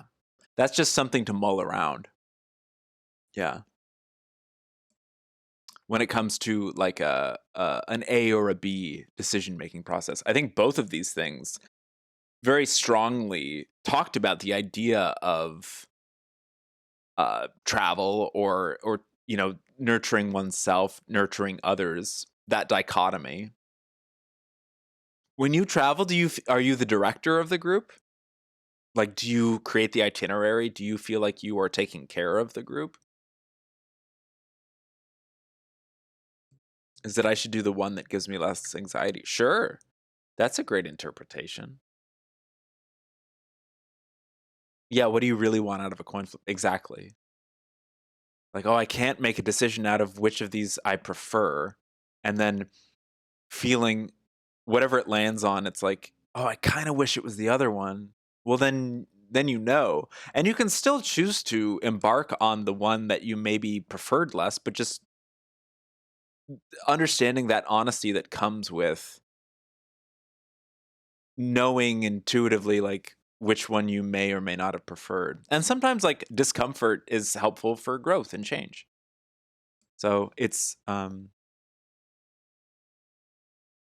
oh, wonderful. Sorry. Oh, that's beautiful. Someone who I took care of their house while they were gone said that their plants were very, very happy when they got back. That's great. That's great. I was worried because I had to leave for several days and I didn't know if the person taking over their dog would also take care of the plants, but it seems like the plants survived the days that I was gone. That's wonderful. You land on tails and you go best 2 out of 3 to give heads a chance. Yeah, right. I'm very similar. I have a lot of trouble making a decision, and I have a habit of justifying, like, oh, that is such a weird. What is that reflecting? Is that reflecting this? I have a habit of justifying, like, oh, even though it landed on the outcome that I didn't prefer as much, I should still live through that unpreferred outcome just so that I can grow as a person, or you know, complete the missing puzzle piece or something, which is fine. But also, like, as I'm getting older, it's like, isn't it nice to just like kind of live your life the way you want to live your life? Why not both? ¿Por qué no los dos? That's what I'm saying, Blazing God. I know. There was a cute meme that someone shared in a Discord recently where it was like Nami asking Luffy and Zoro, um, friends, boobs or ass? And then Luffy goes, friends. Either way, thank you for the reading. Oh, thank you so much. Howdy, thank you so much. Yeah, I hope that gives you something to chew on. I again, I just have to stress this. I can't really tell. Like, you are all the ones in charge of your own lives. What I can give is some guidance, for you to make a decision. Because if I make a decision for you, then I'm piloting your Eva. I'm driving your car, and that's not my car to drive.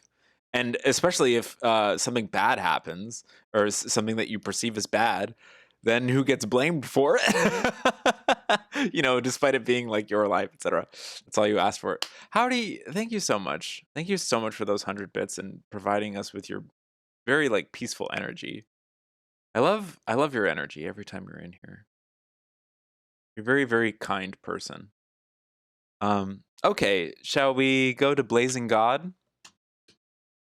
Blazing God, you here? You excited? You revved up from all this conversation about TNA? I know I am. Time for things to get fun. I wonder if NPC is still here. Maybe they fell asleep.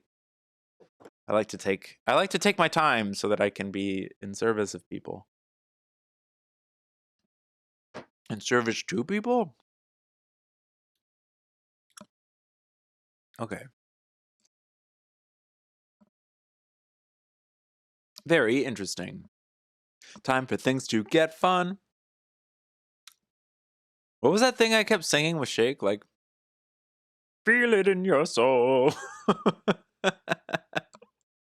Just feel it in your soul. Feel it in your soul. Sorry. Okay, that's it. That's it. Feel it in your soul. Gross. Let's keep going. Oh, there's an ad break starting in a minute. I'll run 1 minute of ads while I'm shuffling. Blazing God, before we go to ads, do you have any specific intention, or would you just like 2-card reading? Let me know in the chat. Suckers watching ads. Feel free to subscribe. Bam.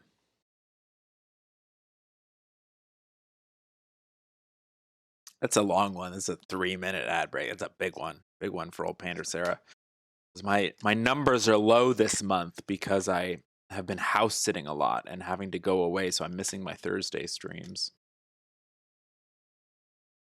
Because I've been out of town, and I'm going to be out of town this week as well.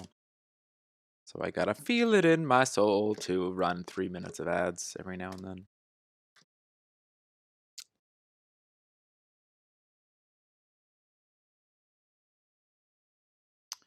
Should be a bit alert. Feel it in your soul.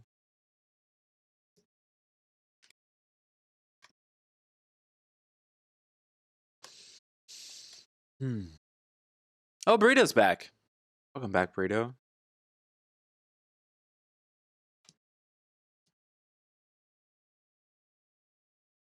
We deleted your name from the queue because you were gone for so long, but I'll put it back in the queue.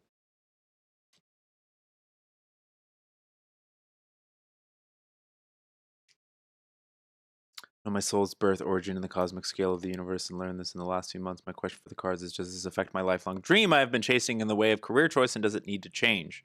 Interesting. Very interesting. Initially, soul's birth, origin, cosmic scale. Does this affect my lifelong dream? Yes. Yes. I'm sure it does. Does this does it need to change? So there's the question that you have to answer. Yes, and that's what the cards can help with. But right off the bat, I can just say, like, pretty confidently, like, what you believe your soul's birth origin to be, does that affect my lifelong dream? Yes, I'm sure it does.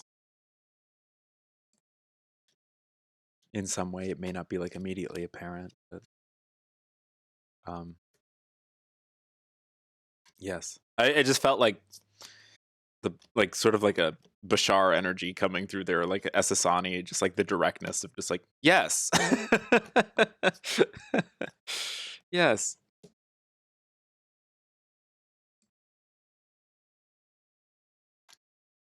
Okay, here we go. Here we go. Do you have 2 numbers? Can you hear me? Can you see me? Let's put Burrito back in. Burrito's gonna go before NPCs. 2 and 7. Beautiful. 7, 2.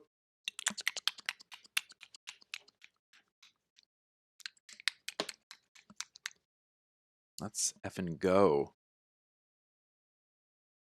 Let's effing go to town to feel it in our soul.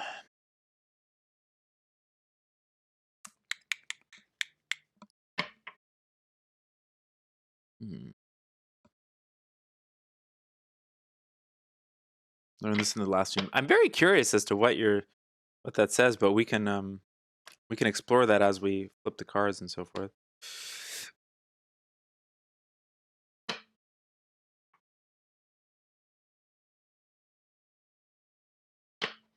You don't need to go into specifics if you do not want to. Feel it in your soul. Soul.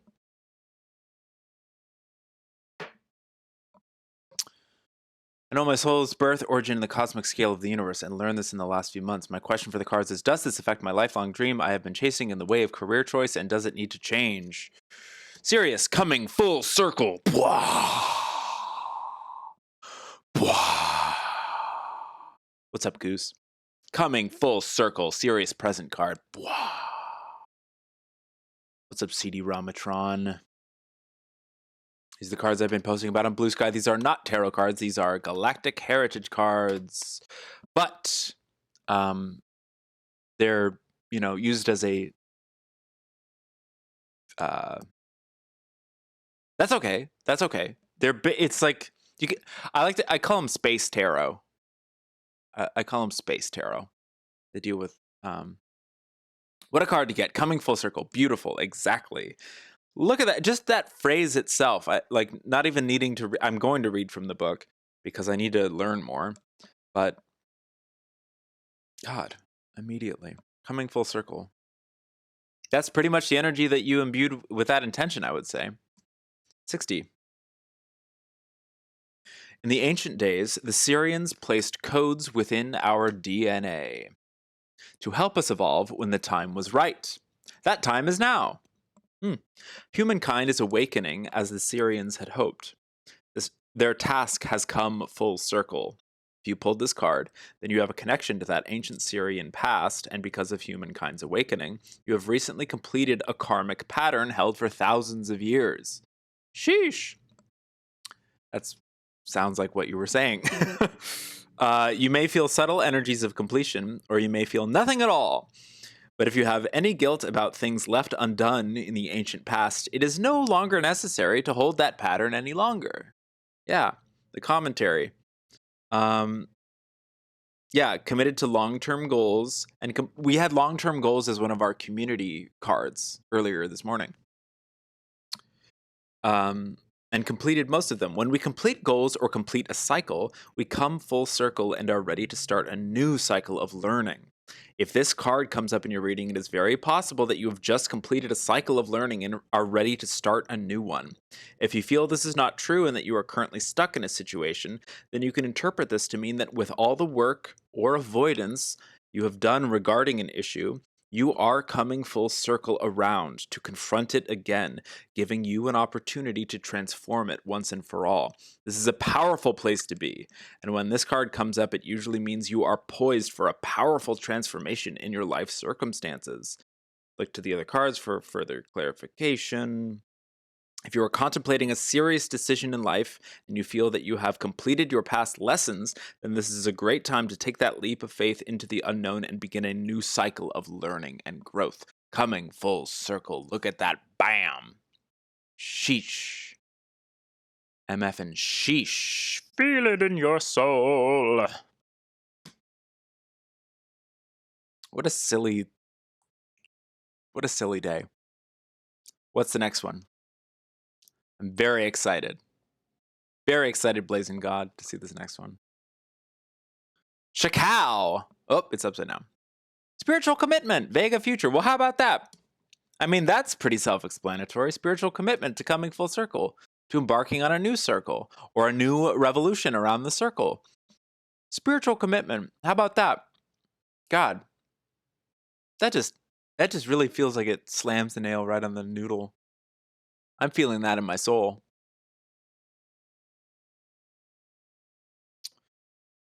Whew, let's read. I just keep habitually sipping from all these warm beverages that are on my desk.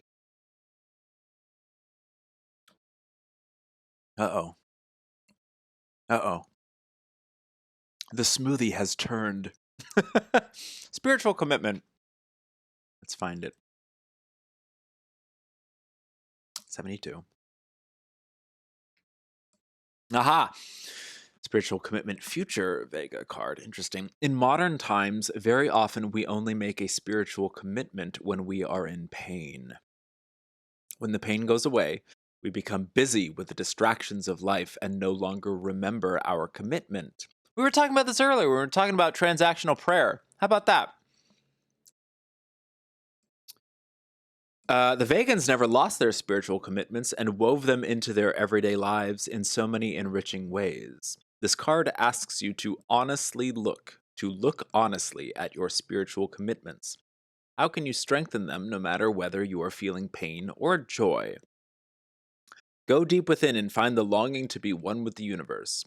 Remember that longing, and your commitment can begin there. Interesting.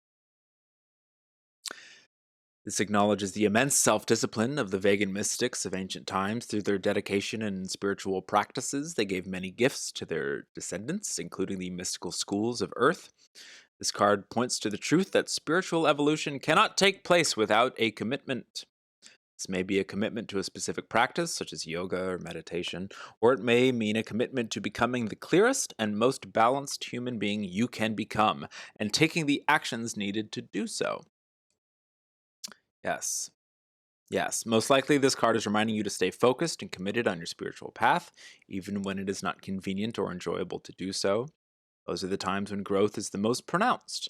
Sometimes people don't know what kind of practice to commit to. Know that the type of practice is less important than simply making the commitment, taking the action. As long as the practice isn't a comfortable distraction instead of an authentic path that helps you see yourself clearly. Taking this time to connect with your inner self through whatever practice suits you is one of the most important gifts you can give yourself and the planet. How about that, gang? How about that? We have coming full. Can we focus? Is it focused? Focus? Are we focused? We have coming full circle, serious present. We have spiritual commitment, Vega future. Beautiful, beautiful pairing. I think those really slap the behind of your intention there. Oh man, that gives me the vibe of not needing to change career, just the type of work I need to do in my career. Interesting. Very cool. I'm glad that that came up for you. I'm so curious about what your career is, but I don't need to know. In fact, it may be better if I don't, because then I'll start yammering on about specifics, and I don't think I'm wise enough or elegant enough in my practice of these cards to yeah, we're good. Does this serve you? Yes, it seems like it does. Burrito, are you here? Calling for Burrito. Calling for Burrito. We are calling Burrito. Paging Dr. Burrito. Burrito, please. Please, Burrito.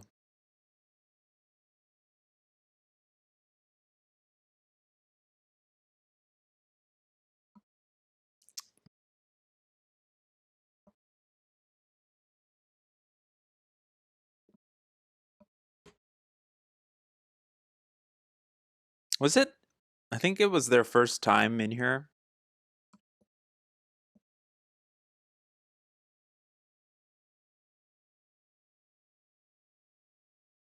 Probably distracted with other tabs. Burrito, I'm gonna move on to NPC if NPC is here. NPC, are you here? Burrito got rolled on up into something else. Well, how about that? Does anyone else want a free reading? Give you a bit more. 2 weeks ago, I was given a divine truth about who I am, and I've been searching for direction on some things. This helps. I'm so glad it helps, Blazing God. That rocks. Oh, we got the new. There's a new Neopets. What? What? What? Look at this. There's a little face. A lot of little faces here. I love pareidolia. Eye, nose, mouth, mole. Cute. You can absolutely hop on. Everyone is open to a reading. It doesn't have to be a grand mystical message. It can just be like a fun, what 2 cards might I pull today? It helps me practice. Well, paging Dr. Burrito. And also paging NPC. Oh, I don't think NPC is here anymore.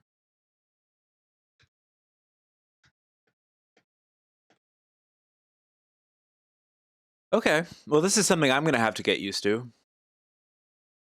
People coming in and just typing exclamation mark join and then leaving, which is fine.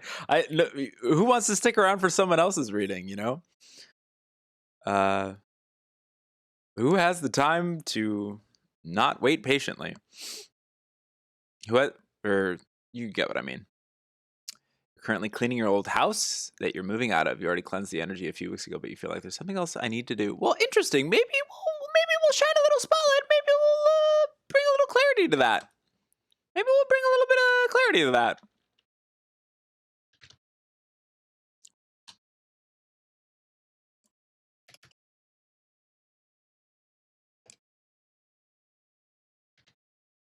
These two are in the doghouse. No, they're not. Specific protective reasons of energy. Yeah. Yeah, I feel that. Goose.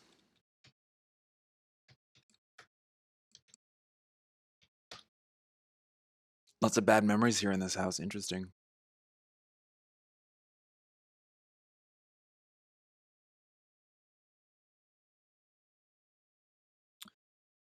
I have to use the restroom. I will be right back. Say no to landlord greed, says a spam text from my phone. All right, be right back. It'll be about 3 minutes because I have to wash my hands thoroughly.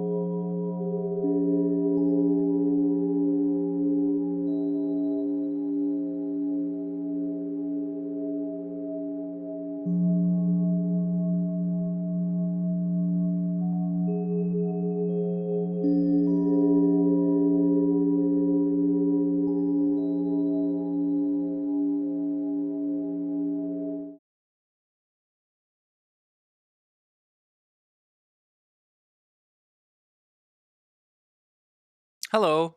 We were just taking a break.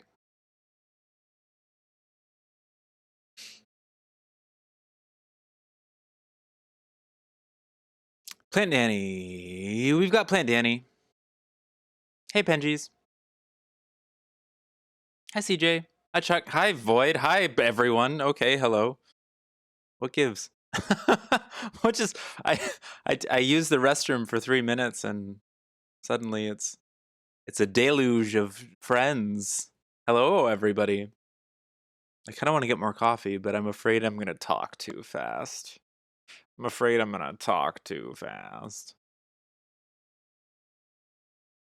CJ, yeah, that's your first chat. It's good to see you. Hi. Absence makes the chat grow fonder.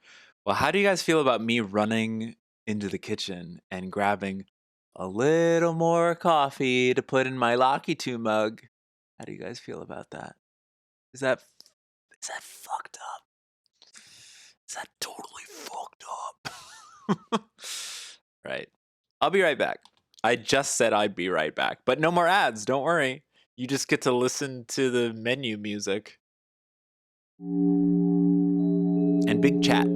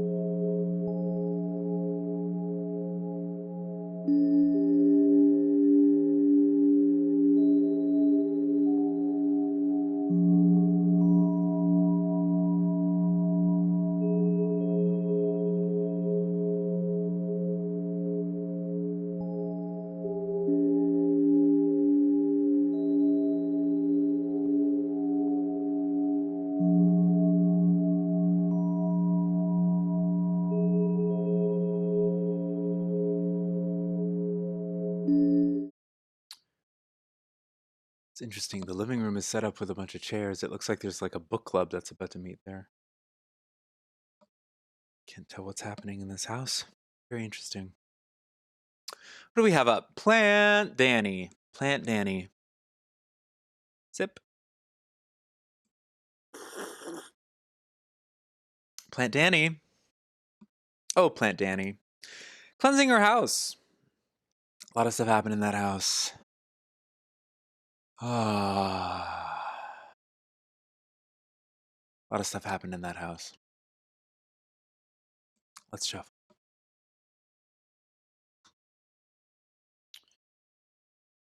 Frog vibe. Oh, I'm gonna sneeze. I'm gonna sneeze. Wait, I'm gonna sneeze. I want to do it on camera. Nope. Gave it too much focus. All right. A lot of stuff happened in that house. Moving things out of this house. Are you moving out of the house? I'm sorry. Let me just read that. Where you met your current girlfriend, but other roommates here are also very toxic. They were fine. A few years at the beginning. Isn't that the way it goes? Relationships. Ex groomed you and abandoned you. Yes, lots of bad memories here. Lots of good memories here, I'm sure. But yes, lots of bad memories. You are cleaning out, and you are moving out. Okay, you are moving out. Okay.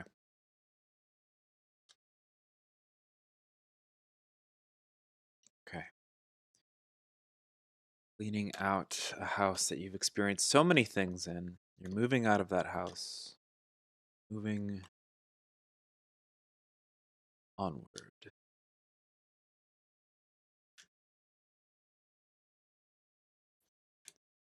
Good memories, bad memories, neutral memories. Memories to be integrated, memories to be understood, absorbed, let go of.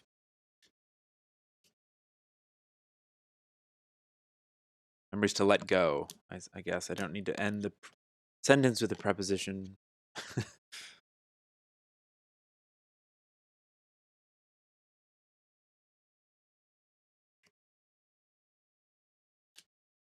Perhaps that was an argument that happened in this very house.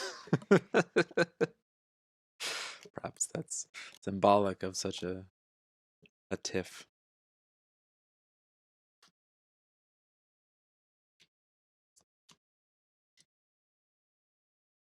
House. A space. In fact, in this movie, the house is a character itself. The very house is a character, the very space, all the memories, all the emotions that it holds, all the ghosts, living and otherwise, all the portals you've created and sustained and taken down, deactivated, reactivated. The love, the loss, the highs, the lows, the sex, the drugs, the rock and roll. Do you have two numbers between 1 and 7 that are resonating with you at this time?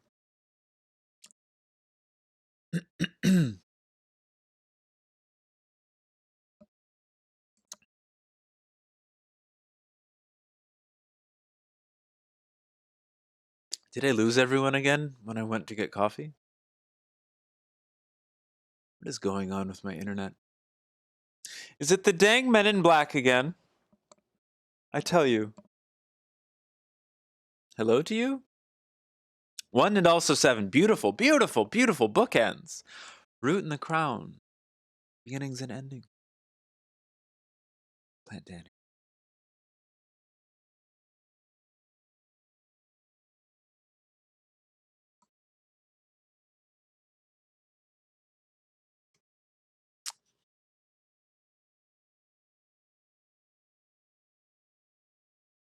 This is very powerful. Get off the Tommy Lee phone.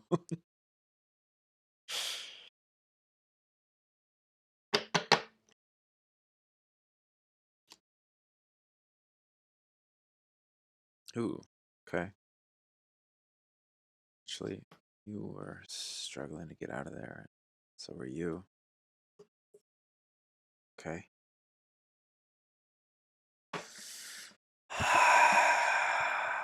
House.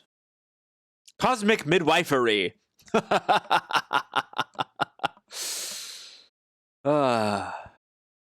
Goose. Cosmic midwifery. Arcturus parallel. Cosmic midwifery. Cosmic midwifery. Beginnings and endings. The portal between life and death. Midwifery. The transition. Moving out of a house. A womb, so to speak, that has been your home for so many years.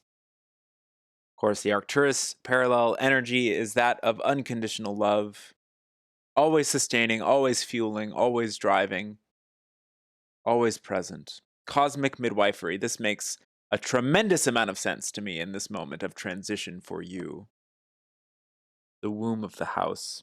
A space doula. Sure. What's up, Bat? It's good to see you. He just wipes your dang mind. Let's read. Number 8. I love the letter 8. It's so infinite. As all civilizations need guides. Where's my face?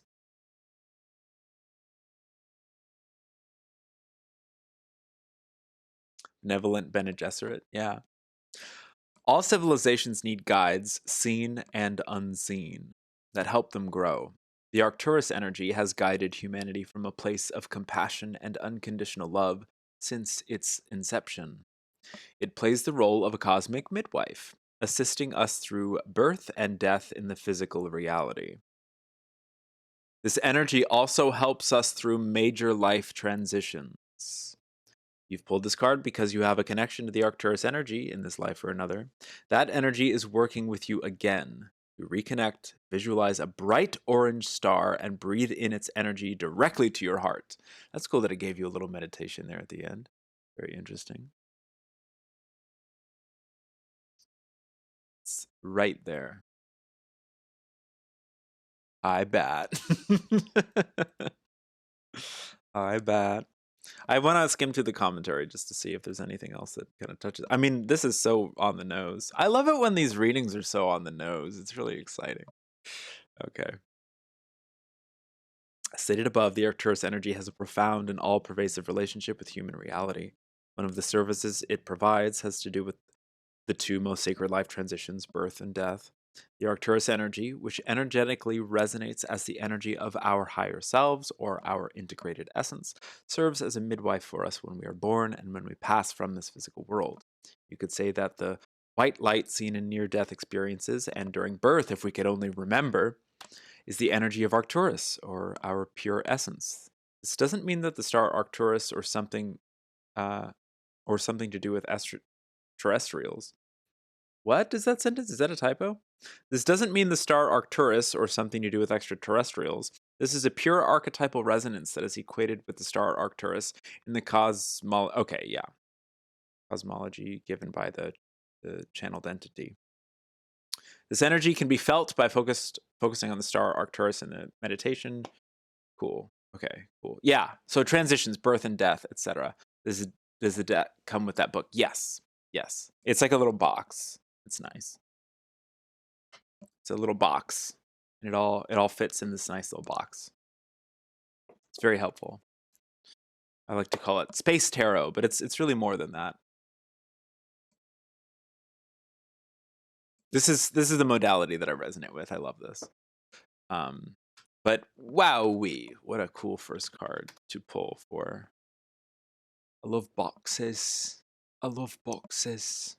Happy Pride. All right, let's see what the next one is. Let's go to the screen. What's it gonna be? Wham! Stubbornness! How about that? Pleiades past. Stubbornness. Holding on to stuff? Stubbornness of the move out, stubbornness of the energies, stubbornness of the lingering memories, the blame, the anger, the frustration, the victimhood, stubbornness. Who knows? Stubbornness. Feel it in your soul. Deep sigh. Let's take a look at stubbornness. This is not necessarily a negative or a positive. I did not mean to focus on the stubbornness, the negative stubbornness. But that's what came up, especially because it's in the past.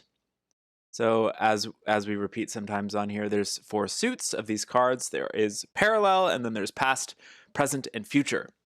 Past refers to the quality or the issue or the condition or the situation.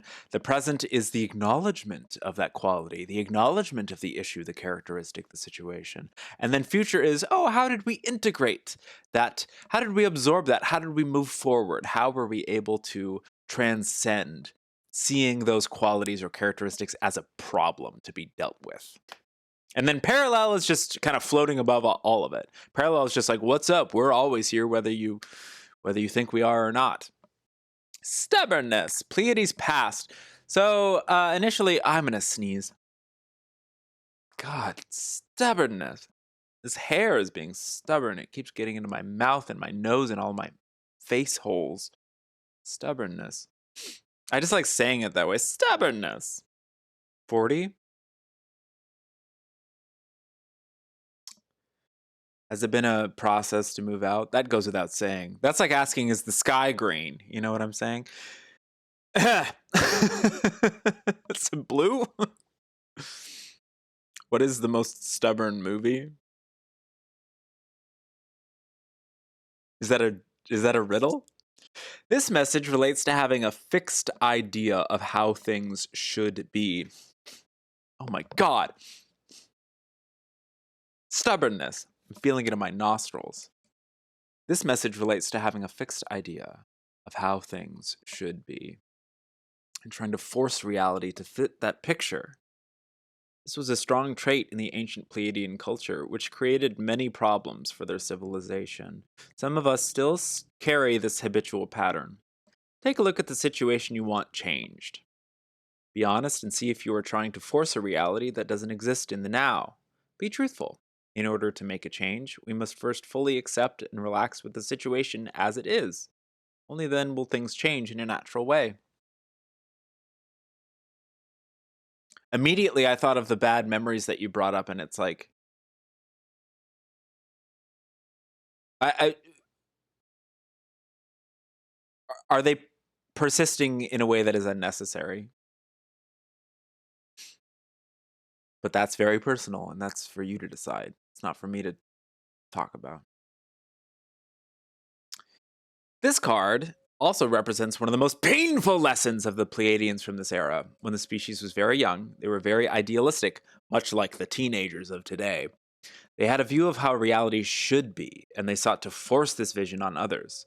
This is often a challenge of new species when they are young. Earth humans have this trait as well. During the dark times of Orion, as we've talked about a lot, the Orion people were in a lot of pain. The young Pleiadian species felt it was their duty to boldly come into the Orion system and force the Empire to free its people. These Pleiadians were blind to the fact that they were creating karma for themselves and meddling in a situation that was not theirs to fix. In response, the Orions destroyed a planet in the Pleiadian system that was known to be one of its most beautiful. This is represented in Star Wars as the destruction of Alderaan. The Pleiadians were stunned and traumatized, but it was the experience they needed to grow up as a species and drop their arrogance from their Lyran forefathers. They left that planet, a lifeless shell floating in space, to always remind them of their own ignorance. If this card comes up in your reading, look at the surrounding cards. It may be a connection that you have to this time in Pleiadian history, or it may be simply a warning about becoming too attached to your beliefs and how things should be in reality and a stubborn drive to change them according to what you feel is right. So that might just be something to think about as you move.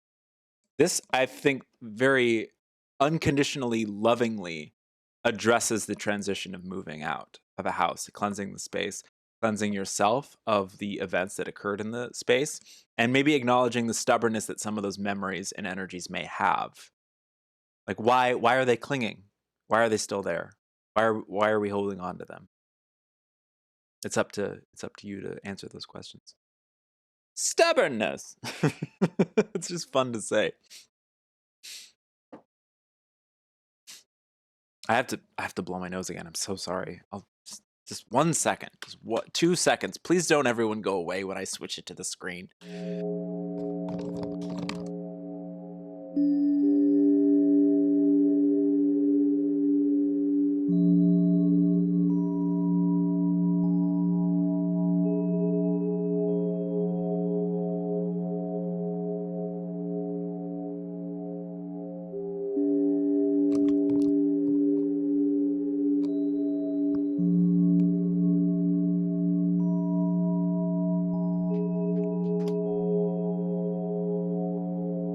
We've got Star Pals merch. We've got Star Pals merch.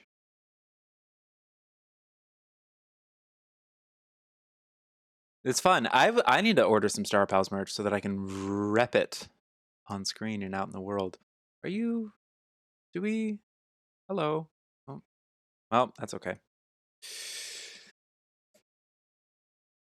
When season 2, we're working on it.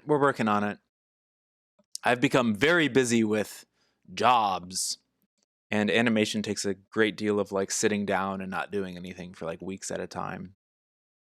But it's being written. It's in the works. I have a few models drawn too. I've been like testing out some animation stuff, and I have a lot of ideas for like where I'd like it to go.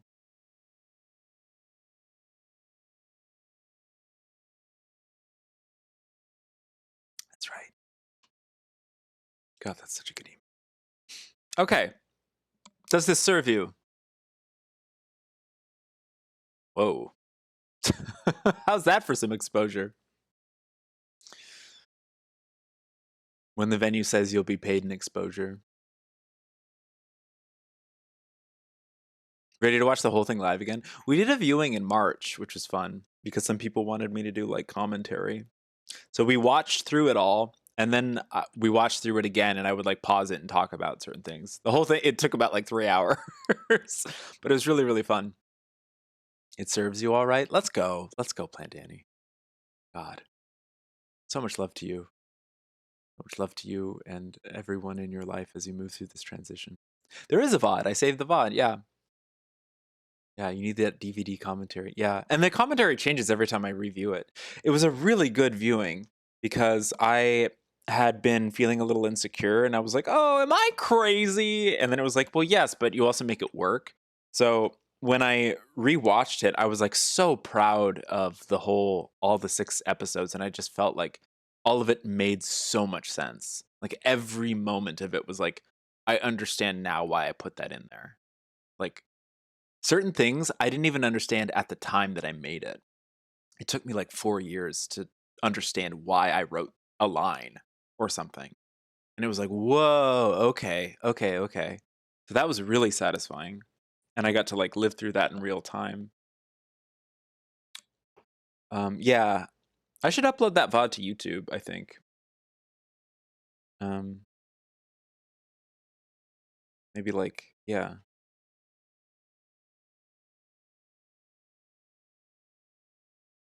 Okay, who's next? Burrito, are you here? NPC, are you here? I don't think either of these people are here. I don't think Burrito or NPC are here. Goose is here. Goose is here. Beep boop pop, beep boop pop boo.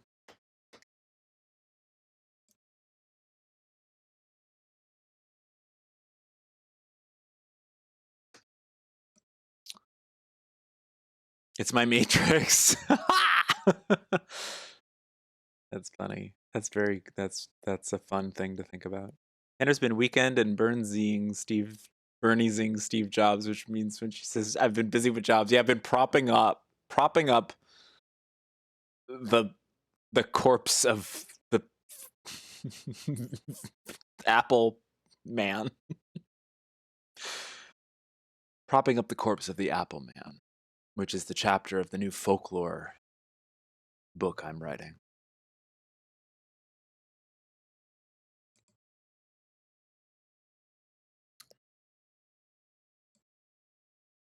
Okay, who's next? Goose? Let's go.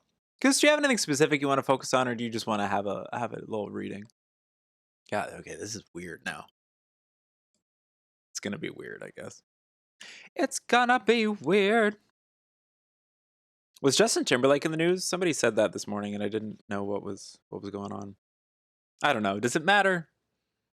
You've been thinking about relationships a lot recently. Well, howdy doody. How about them apples? How about propping up them apple man? Okay, I'm losing my marbles. What a glorious Tuesday this is. And how? All right, let's shift. JT got a DUI. Oh, sheesh. What's he doing? Reminds you of a Dead Time story called Invasion of the Appleheads. What's Dead Time? Like a bedtime story, but Dead Time. Is it scary bedtime stories? Invasion of the Appleheads. That sounds fun. Are they little beings? Little beings? Relationships. We're thinking about relationships recently. Ah, yes, relationships. Relationships. Relationships. Goose von Kaiser.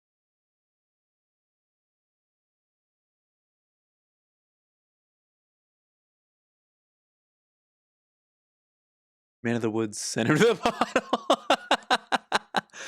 Man of the Woods. Pat, have you heard me talk about Man of the Woods before?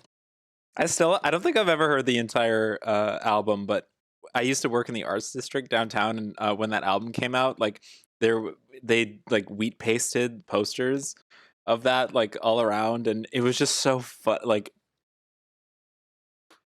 it was we were just like, what is he trying to be, Bon Iver? And then he's just like, this is like him in like a lumberjack outfit in the middle of the forest, like man of the woods, man of the woods. I just thought the title was really funny.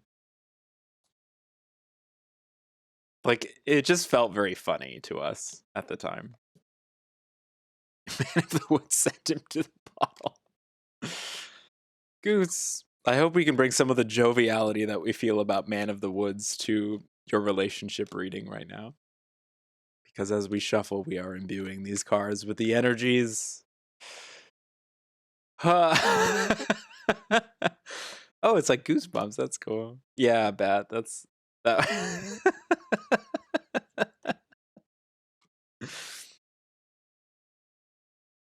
Man of the Woods.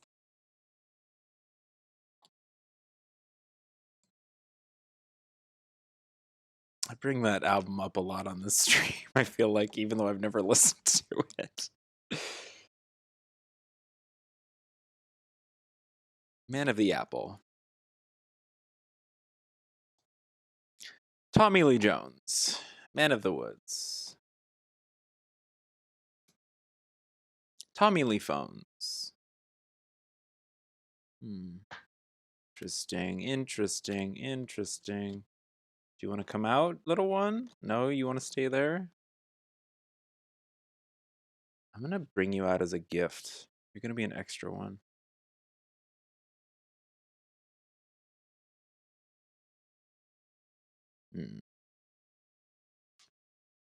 Now other ones want to come out. Now they're like, oh, pick me because you chose one.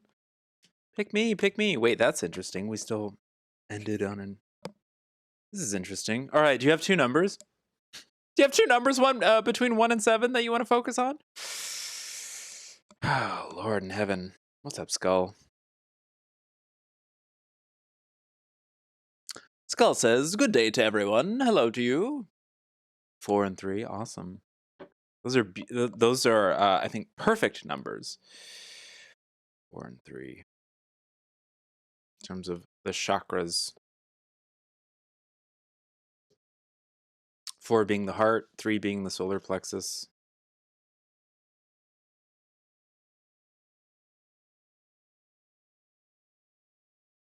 Purpose drive, forward movement. The goo from Donnie Darko that leads you forward. Miley's done twerking? Ugh. Oh, she done twerking. You meant like she had announced that she was finished twerking. Okay.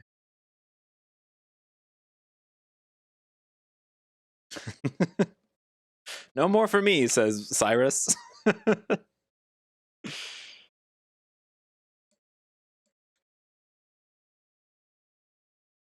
Maybe she is done. All right.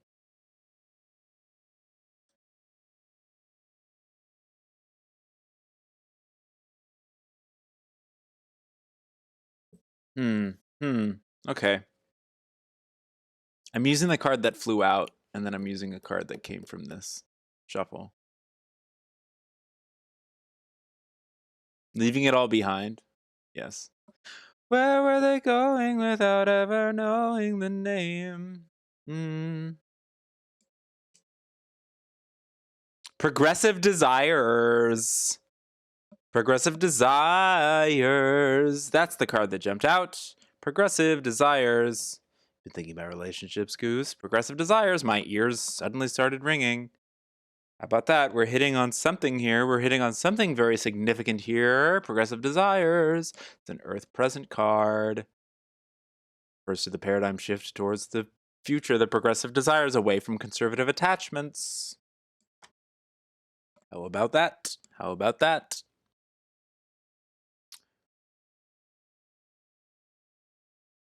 How about that? No longer a man of the woods.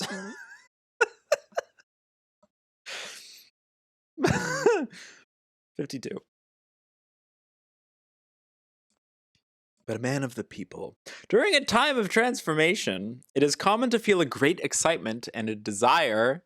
Let's look at my face, even though you can't see it anymore because of the. All right.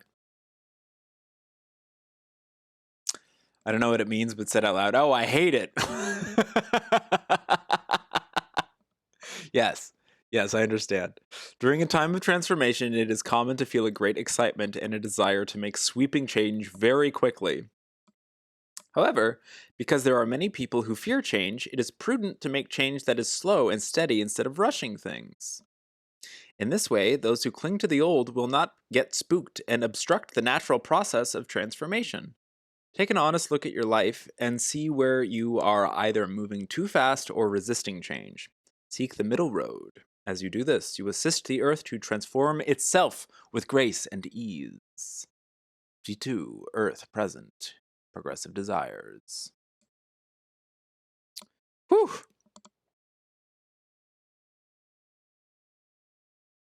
The previous card talks about conservative attachments that stop healthy change. This card refers to the desire for change that compels action prematurely sometimes. Change is a constant. We can never escape change. So we have to be wise when we implement it, but we have to be wise when we implement it. If this card came up, maybe asking you to look at impulsive actions you have taken based on premature desires for change. Conversely, it may be asking you to take a chance with change and growth, even when you feel frightened. You will have to look at the surrounding cards and your life circumstance to gain a clear understanding.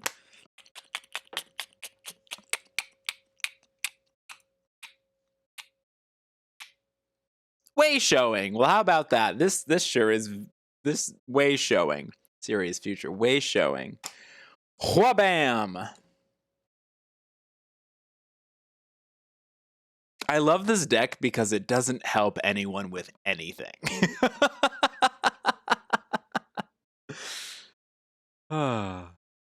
These are the perfect cards for this reading.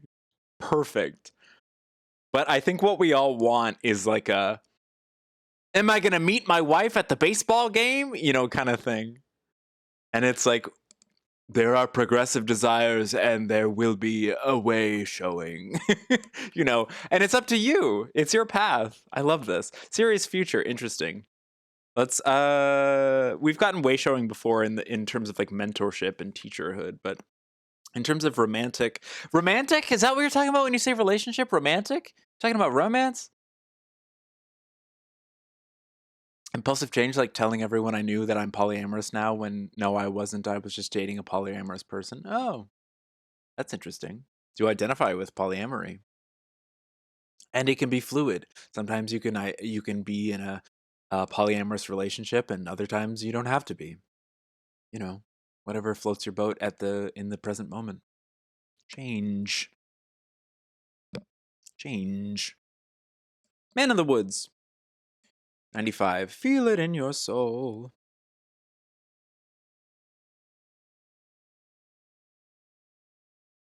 If I ever start titling the VODs on YouTube, this one would be called Feel It in Your Soul. Romance, been on the mind a bunch. Wasn't confident enough to say romance, though, so went with relationships. Yeah, that's fine. Man of the Park.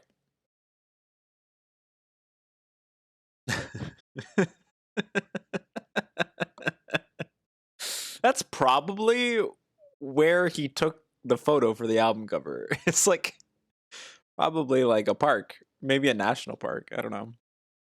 Serious, way showing future. In the ancient past, Syrians were conflicted about being leaders or staying hidden. They saw this as an either-or situation. Now that they have evolved, they realize that being a leader is not an aggressive or controlling role. True leaders lead from the heart, without ego desire, and from a clear sense of inner direction that is aligned with universal consciousness. In the ancient past, you were also conflicted about this issue, but now is the time to release this karmic pattern and no longer have fear of being a leader or a way shower. You don't have to do anything to lead, simply being. is enough. I like that, especially when we're seeking relationships. Sometimes the old adage like, oh, once you stop looking, it's gonna find you. You know, that's what I'm getting from that, which can be annoying when we feel impatient with our progressive desires, which want us to prematurely make a decision. But just by being yourself, this is corny as fuck, but just by being yourself, the way will show itself. You want that Baldur's Gate again? I really want to play that game, but I don't know if my computer can handle it. Just like love, I really want to play that game, but I don't know if my computer can handle it. Feel it in your soul. Do we have anyone else? Burrito and NPC. Does this serve you? Does this serve you? I think this is a very comforting read. It's comforting me because I'm in a similar place, Goose. I'm not trusting the process. Yeah. I'm in a very similar place with these. Felt it in your soul. So much. I'm doing a great job. Thank you. I've been doing this for a couple months now, like regularly on Tuesdays and Thursdays. And it's nice. I resonate with it a lot. The only time it gets iffy is when people like, you know, ask a question where it's like, I'm not the one to answer that for you. You know, it's like you have to answer that question. You're trying to catch them, but this fucking job. It's all right. I upload all the VODs to YouTube. I don't know how interesting it is for people to watch them back. Maybe it's comforting for people. I just like put them on YouTube just so they're there. I like stopped caring. I stopped being so precious about what I put on YouTube. It's like, you know, I'm not giving out anyone's like personal information. Maybe this will help somebody. I don't know. And it can spread the word, so to speak. So, this fucking job. Man of the job. Apple man of the job. Wait, CJ, did you want a reading? If you're still here? I don't know. Did anyone else want a reading while we're still here? We're at 3 hours. So, you did? Oh, wonderful. I'll happily give out more readings if people desire them. I also know, though, that the longer that I go, more people will come, which is good. But it's also like I do eventually need to eat, which is fine. But I could really do this all day. Like I really love doing this. This is really fun. And it helps everyone. Started doing readings and they're absolutely dog water. Well, dogs need water. I've always loved that phrase. Dog water. You know, psychics. Somebody told me this recently that like one of the most common things that people are like, "What is my pet thinking?" And one of the most common things is like they'd really like you to like put fresh water in their bowls more often. Like I heard that recently from someone. I don't know if that was John Tenney or someone else. It was just like a little like anecdote that they were like, yeah, like a psychic was asked, like, what is my pet thinking? And it's like, well, they'd love it if you like gave them some fresh water. Or like we're a little more attentive to their water bowl. Hey, Captain Universe, you've been in here before. I've been lurking for a bit. You have a great vibe. Love listening to this kind of conversation when you're chilling. That's awesome. Thank you. That's awesome. I've been finding that I feel like I have a great vibe. Hi, Ford. I can sustain a great vibe on this type of stream for longer. Like nowadays, the last couple of times I've tried to do like a speedrun stream, I can only really do it like after I've done one of these. If I just turn on stream and start speedrunning, I almost immediately go into like, or the last time I experimented with that, it was kind of like a negative experience. That's not a hard and fast rule, but yeah, going in cold. This is nice. This is nice. Okay. CJ in your soul. And Burrito and NPC, you guys are still up on the board if you ever want to chime in. I don't think NPC is here anymore. And Burrito, I think, keeps falling asleep or is watching a movie or something, which is fine. It's fine. Oh, I really want to watch. I saw the TV Glow. I'm gonna buy that later today, I think, or rent it later today, because it's not playing in any theaters near me at this time. But I'd like to rent it later today, so that I can finally catch up on that. Because I keep seeing people talk about it, and they're like, "You gotta see it, Pander. It's right up your alley, Pander." And I'm like, "Okay, don't tell me anything. I don't want it spoiled." I'm gonna shake Burrito awake. Imagining somebody shaking a burrito and it just like flops everywhere and rice and beans are flying around. That's a funny image. I've had a lot of coffee. All right, CJ. Is there anything you want to specifically focus on, or would you just like to have a 2-card reading? If you just want to feel it in your soul. You watched Tar the other day and someone said she reminded them of you. Let's go. I mean, she's problematic as fuck, but so am I. I'm pretentious as hell. I'm dressed like Tar today. I love that movie. I'd love to. I've seen it 1.5 times because I kind of walked in on it. Like, I really love that movie. I love Kate Blanchett, and she is just a very specific type of awful in that movie that is like magnetic for me to watch. Like, just watch her like crumble and fail, and like you got 6 people to watch that shit with you. Wow, it's a tough movie to sit through for a lot of people. It's not that exciting, you know. It's very very wordy and slow at parts. Next Monday, yes, I believe so. Oh wait, no, I'm not. I'm not. Feel it in my soul. Hold on, I just have to respond to this text. Some of them are getting triggered. Yes, yeah.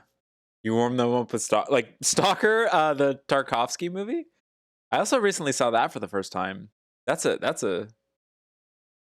Everyone was ready to sit and listen to yapping. Yeah, I bet. After like the patience of Stalker, I loved Stalker. I want to watch it again. I want to watch all of Tarkovsky's movies now. I watched it on a freaking computer and I was glued to it, like a laptop, I think. And I was just like, fuck. Like, I was so engaged. That was a couple years ago now, I think. I'm like, I would love to see this in a theater. Oh boy. Oh boy, would that be a fun experience. You know, a movie's good when you just like casually put it on a laptop and then you're just like, I could sit here for 3 hours and just not move. Like, I was so engaged in that movie. It was so like everything about it was so like just up my alley. Um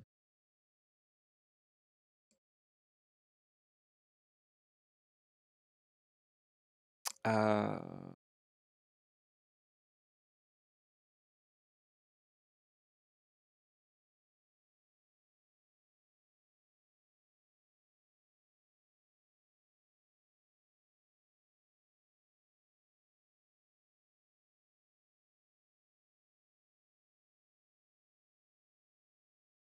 Sorry, I have to.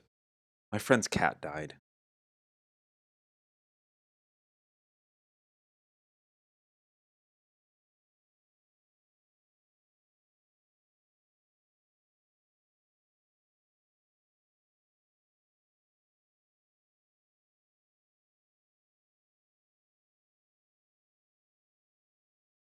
Oh, what was his name? I want to use his name. I don't want to just say like cat. Sorry, this is wildly inappropriate to do publicly. Feel it in your soul. I'm just feeling it in my soul right now. Honestly, it's like.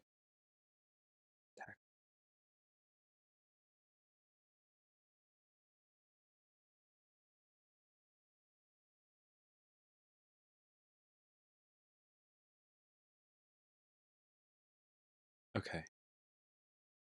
Instagram trying to distract me. Trying to give my condolences, and they're shoving cleavage in my face. CJ, let's focus on you now. uh. I hold so many conflicting emotions in my heart right at this very moment. Hi, Shelby. It's so good to see you. Oh. Oh, his heart is absolute. Okay. Okay.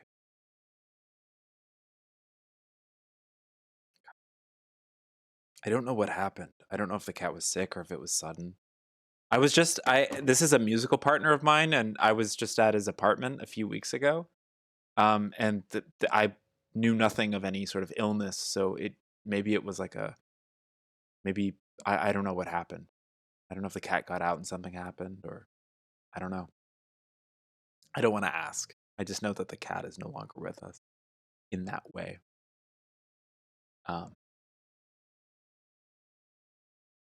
Yeah. That's a yeah.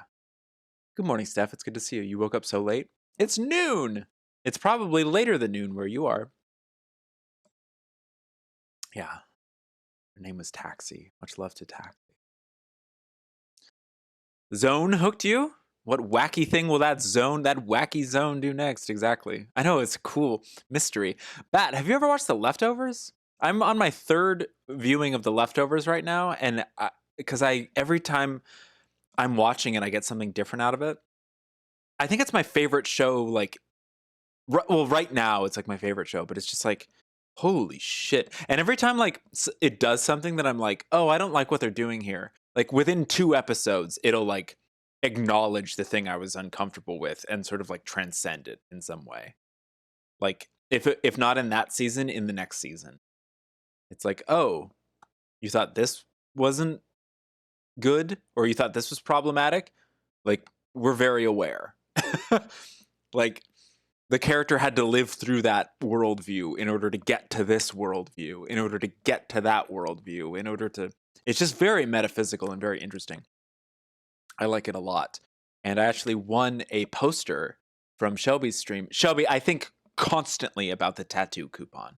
I think constantly about it. Do I want to get a tattoo? Do I want to use it on one of the artist's art pieces? I think constantly about that. I have a lot of issues with the commitment of a tattoo, but there are so many tattoos that I would get. I would 100% get a raven tattooed on my body. I would 100% get a 4-star Dragon Ball tattooed on my body. We talked about a Godzilla tattoo. I'm not sure if I would go through with that at this time. Maybe. It depends. I need to sit energetically, like very. I'm overthinking it. I'm taking it very seriously. Because the only tattoo I've ever had was a stick and poke I gave to myself that faded away in about 2 years, which was like kind of a joy for me because it was silly and impulsive. It was like a rune that meant journey, which is intense. You have 2 of those? You have a Godzilla tattoo and a raven? You have a 4-star Dragon Ball and a raven? You have a rune that means journey?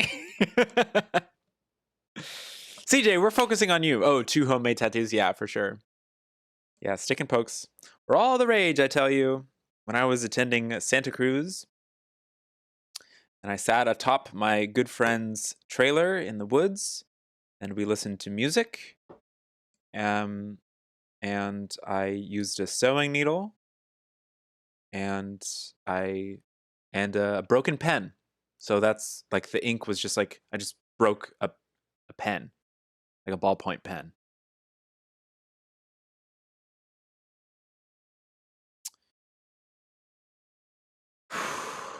Yeah, super hygienic. Yeah. I had isopropyl alcohol in an Arrowhead bottle cap. I also used a lighter, so 2 roses near your flower, needle and ink pen. Oh, near your flower. I understand. That's beautiful. Are they like symmetrical or? Are they guarding the gates, so to speak? I don't, you don't need to share too much. Whatever you're comfortable with. Let's focus on you. Gotta start my Midwest afternoon. Oh, of course, Goose. Thank you for asking for one. Because your queries and questions help everyone, help the collective. That was very insightful. That was something I personally benefited from, so thank you for that. I really appreciate that. I appreciate you. Okay. CJ, do you have anything specific that you would like to focus on? Any sort of intention? I know I already asked you this, but I forgot. Are we just feeling it in our soul? We're just gonna feel it in our soul. Oh, just gonna feel it in our soul. Ooh.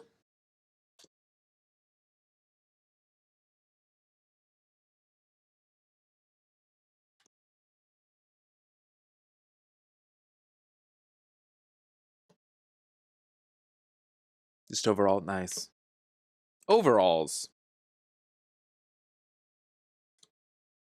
Overall. If you say that in a like epic tone, it could be so metaphysical. Ah, overall.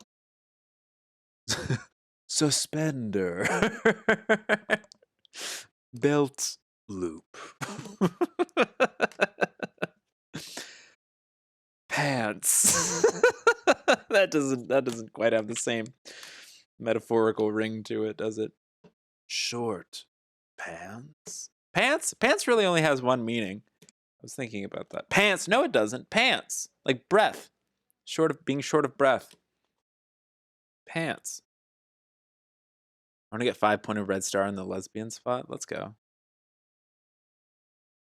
What's the lesbian spot?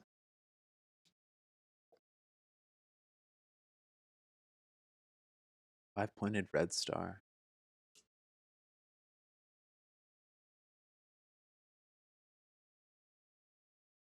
Yeah, ha, ha. Well, that jumped right out. That's going in the side.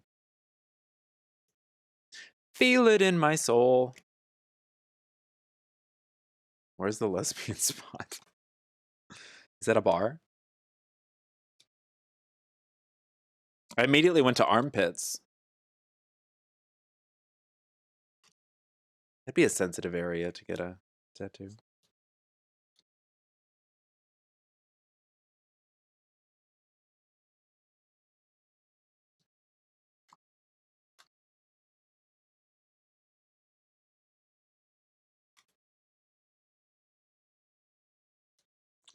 CJ, I also want to take this moment to just like thank you for being here, because we've sort of been in each other's orbit for several years now, and it's really cool that you're here and we're doing a little reading for you. I've seen you in so many YouTube chats over the years, like in Liminal Earth and stuff. Of course, the 10-10-10s, the live WooPod events. It's very cool to see you. I love everything you post on Twitter.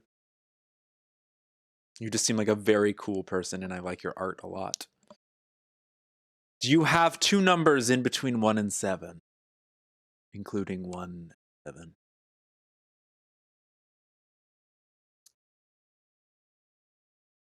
Yeah, 1 and 2. Very cool. Awesome. No one ever picks those. Very cool.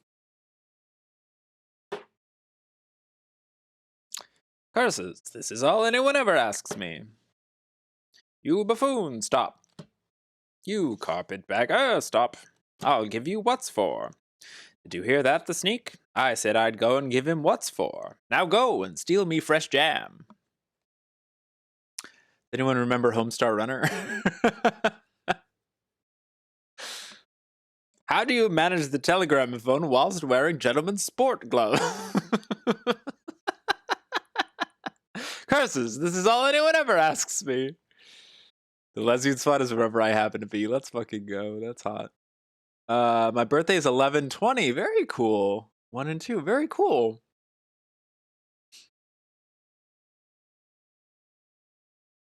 That's very cool.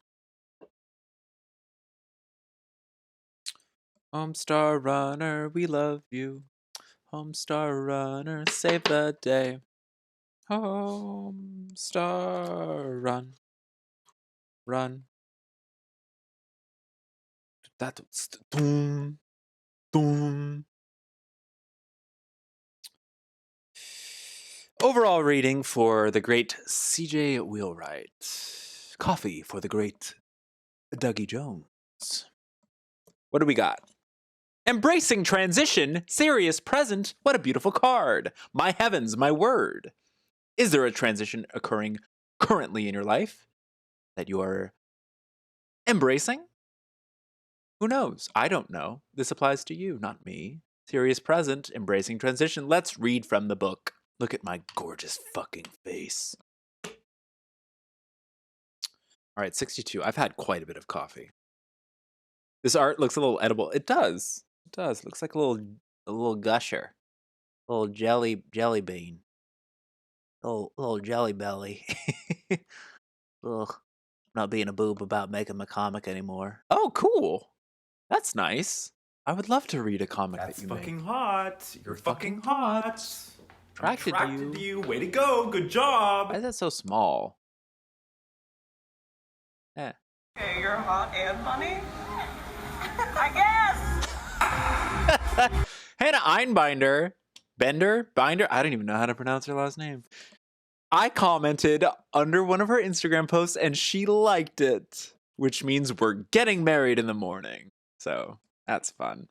Thank you so much. You are attractive and funny. Whew. Love to embrace transition. Let's go. California is the lesbian spot. It's true.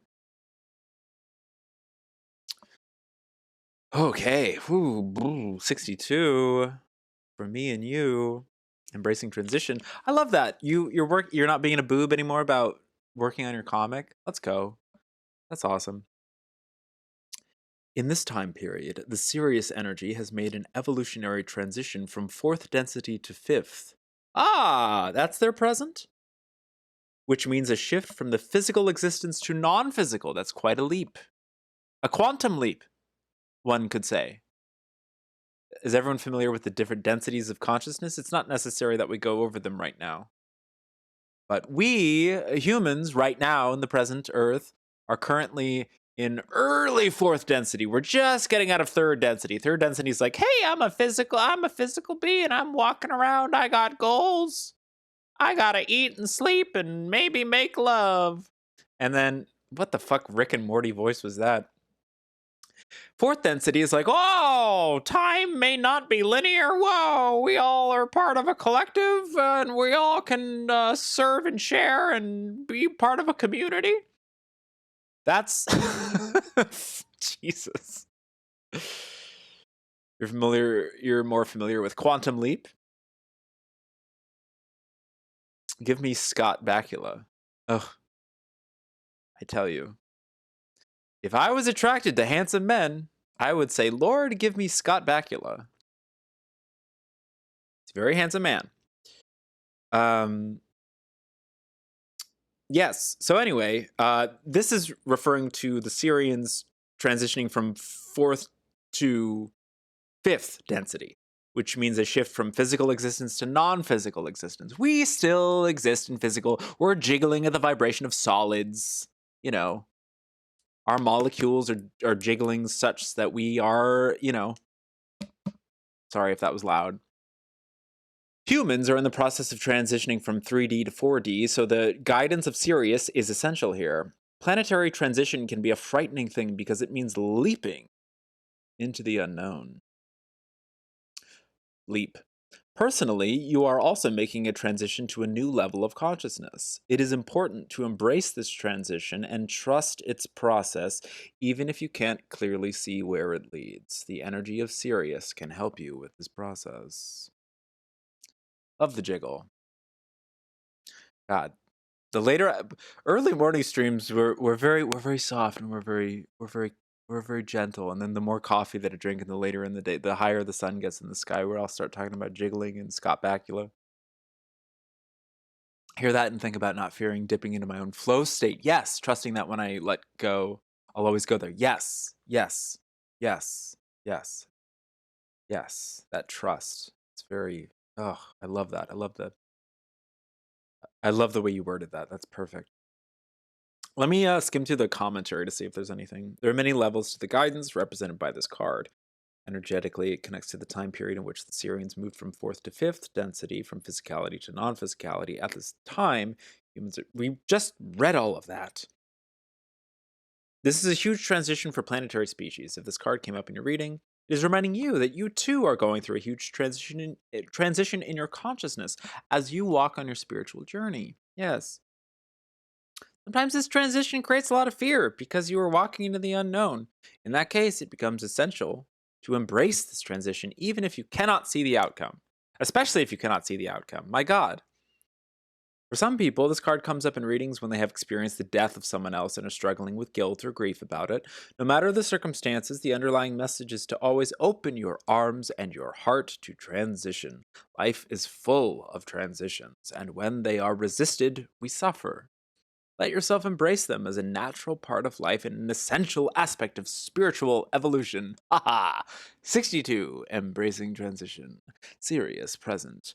Good morning, Wizworld Live.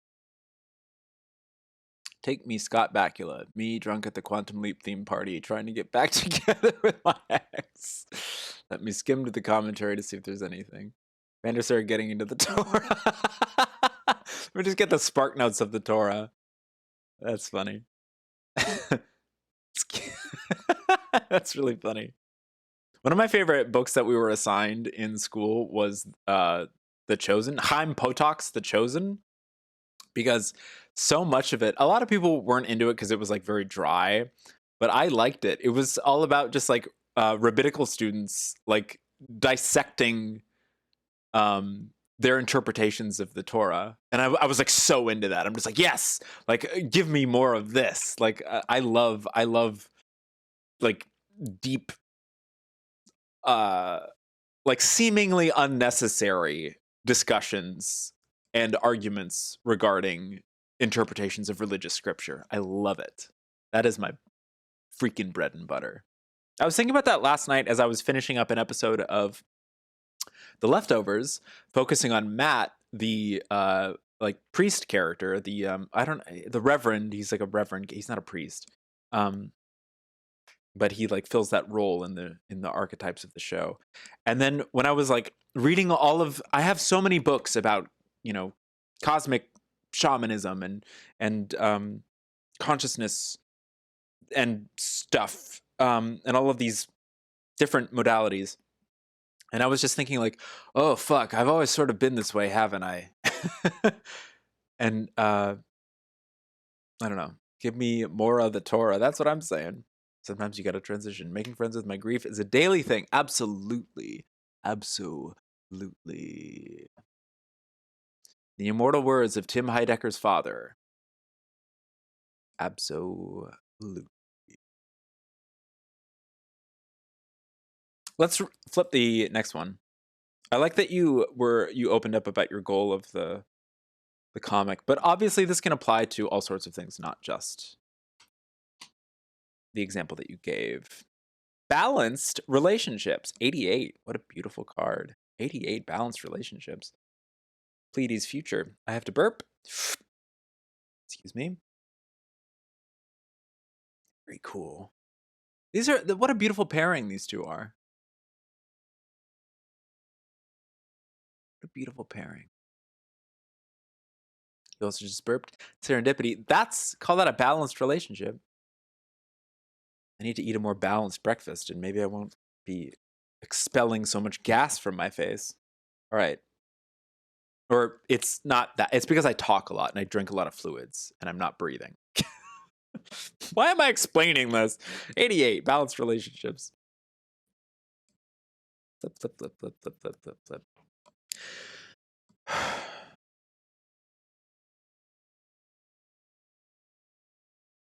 Hi. The challenges in human relationships happen from expectation. We expect our partners to become who we want them to be, rather than allowing them to be who they are naturally. This card suggests that it is time to take an honest look at the relationships in your life and your expectations. Can you be 100% present as a friend, family member, or partner without expectation? The big ask. Or is it? or, or if expectation is placed on you, can you ignore that pressure and be your natural self anyway? This card points to a karmic pattern ready to be released, and this future Pleiadian energy can assist you. I do what I want. Let's go. That's awesome. Sounds like you have a pretty balanced relationship. Well, I hope. I don't know. God, I'm making so much assumptions based on the amount of coffee that I've been drinking. Let's skim through the commentary. This card is connected to an evolved time stream of the Pleiadians. I say skim through, and I'm just going to read the whole thing. Evolved time stream of the Pleiadian civilization in which interpersonal relationships are fully balanced. It's a future card. On Earth, humans use relationships as their classroom in which they learn their toughest of lessons. Relationships are also used as a way to balance karma. But this means that relationships on Earth often contain a lot of pain and suffering. This is mostly because humans don't feel complete. They have expectations that their spouse, family member, or friend will fulfill a need that they are not filling for themselves. In the new paradigm, that type of relationship cannot sustain itself because the human is acting from a place of need or lack rather than wholeness or joy. Evaluate the relationships in your life. Are they fully balanced in joy? Or are they based in need, loneliness, low self-worth, or any other issues that need to be addressed within yourself before you can truly have a healthy relationship? You know, that old chestnut of being a whole before you can truly be someone else's half, you know. Yes, exactly. Exactly. Synchronicity. Where are we? Aha! It is time for serious self-evaluation. Look at the other cards for any further clues about this. Embracing transition. Conversely, it is also possible that you have been doing deep inner work regarding relationships. You are already there and what you need to see within yourself, and this card is acknowledging a positive shift in the relationships in your life. Just acknowledging it. Bully for you. Good for you. Congratulations.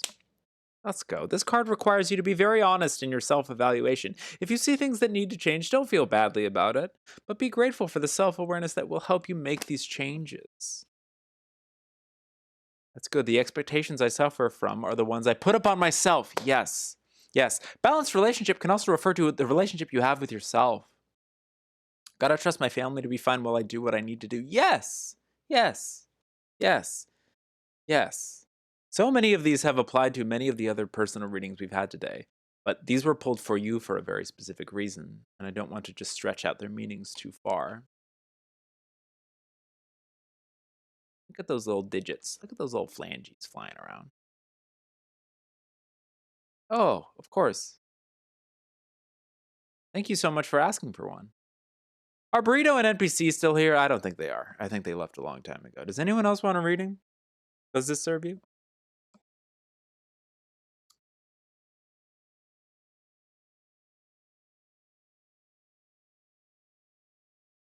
You'll take one? Let's go, Shelby. Can we just watch my fingers dance? That's cute.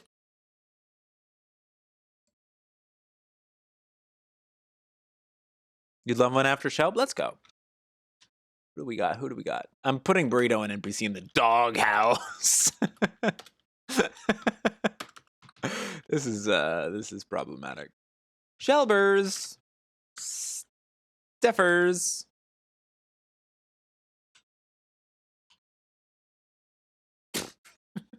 Doghouse. Not in the doghouse. They're just down there now.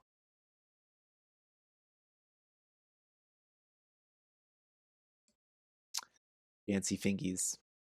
Oh gosh, wouldn't you know it? I have to pee again. Is that okay? Is that okay with you guys? I'm gonna pee real fast. It's gonna take about 3 minutes. I'm gonna hit 3-minute ad. But I will be right back. Please talk amongst yourselves. Share your love. Share your love.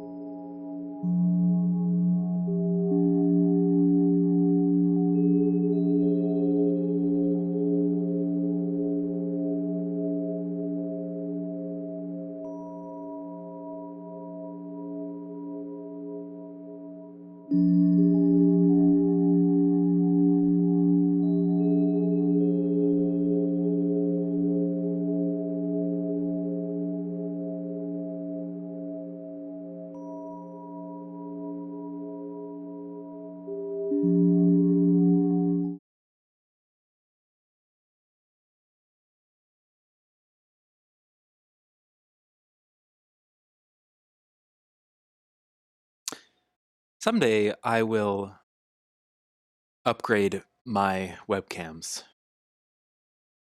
But it's kind of fun to have like janky ones. It's fun to have a janky stream. You gotta go? Then enough of this loaded house for today, for sure. CJ, thank you so much for being here. It's great to see you. And Danny, thank you so much for being here. Thank you both. Both very cool people. It's a blast to hang out with you both through the internet. Through the internet. Much love to you both. Okay. Let's get something going for good old Shelbers.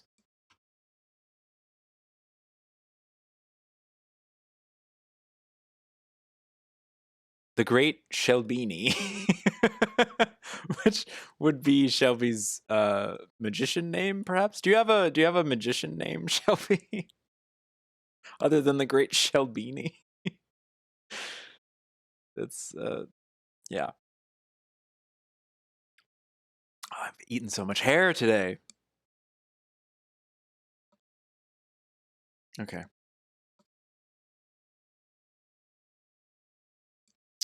And I'm never gonna dance again. Guilty rhythm got no feet.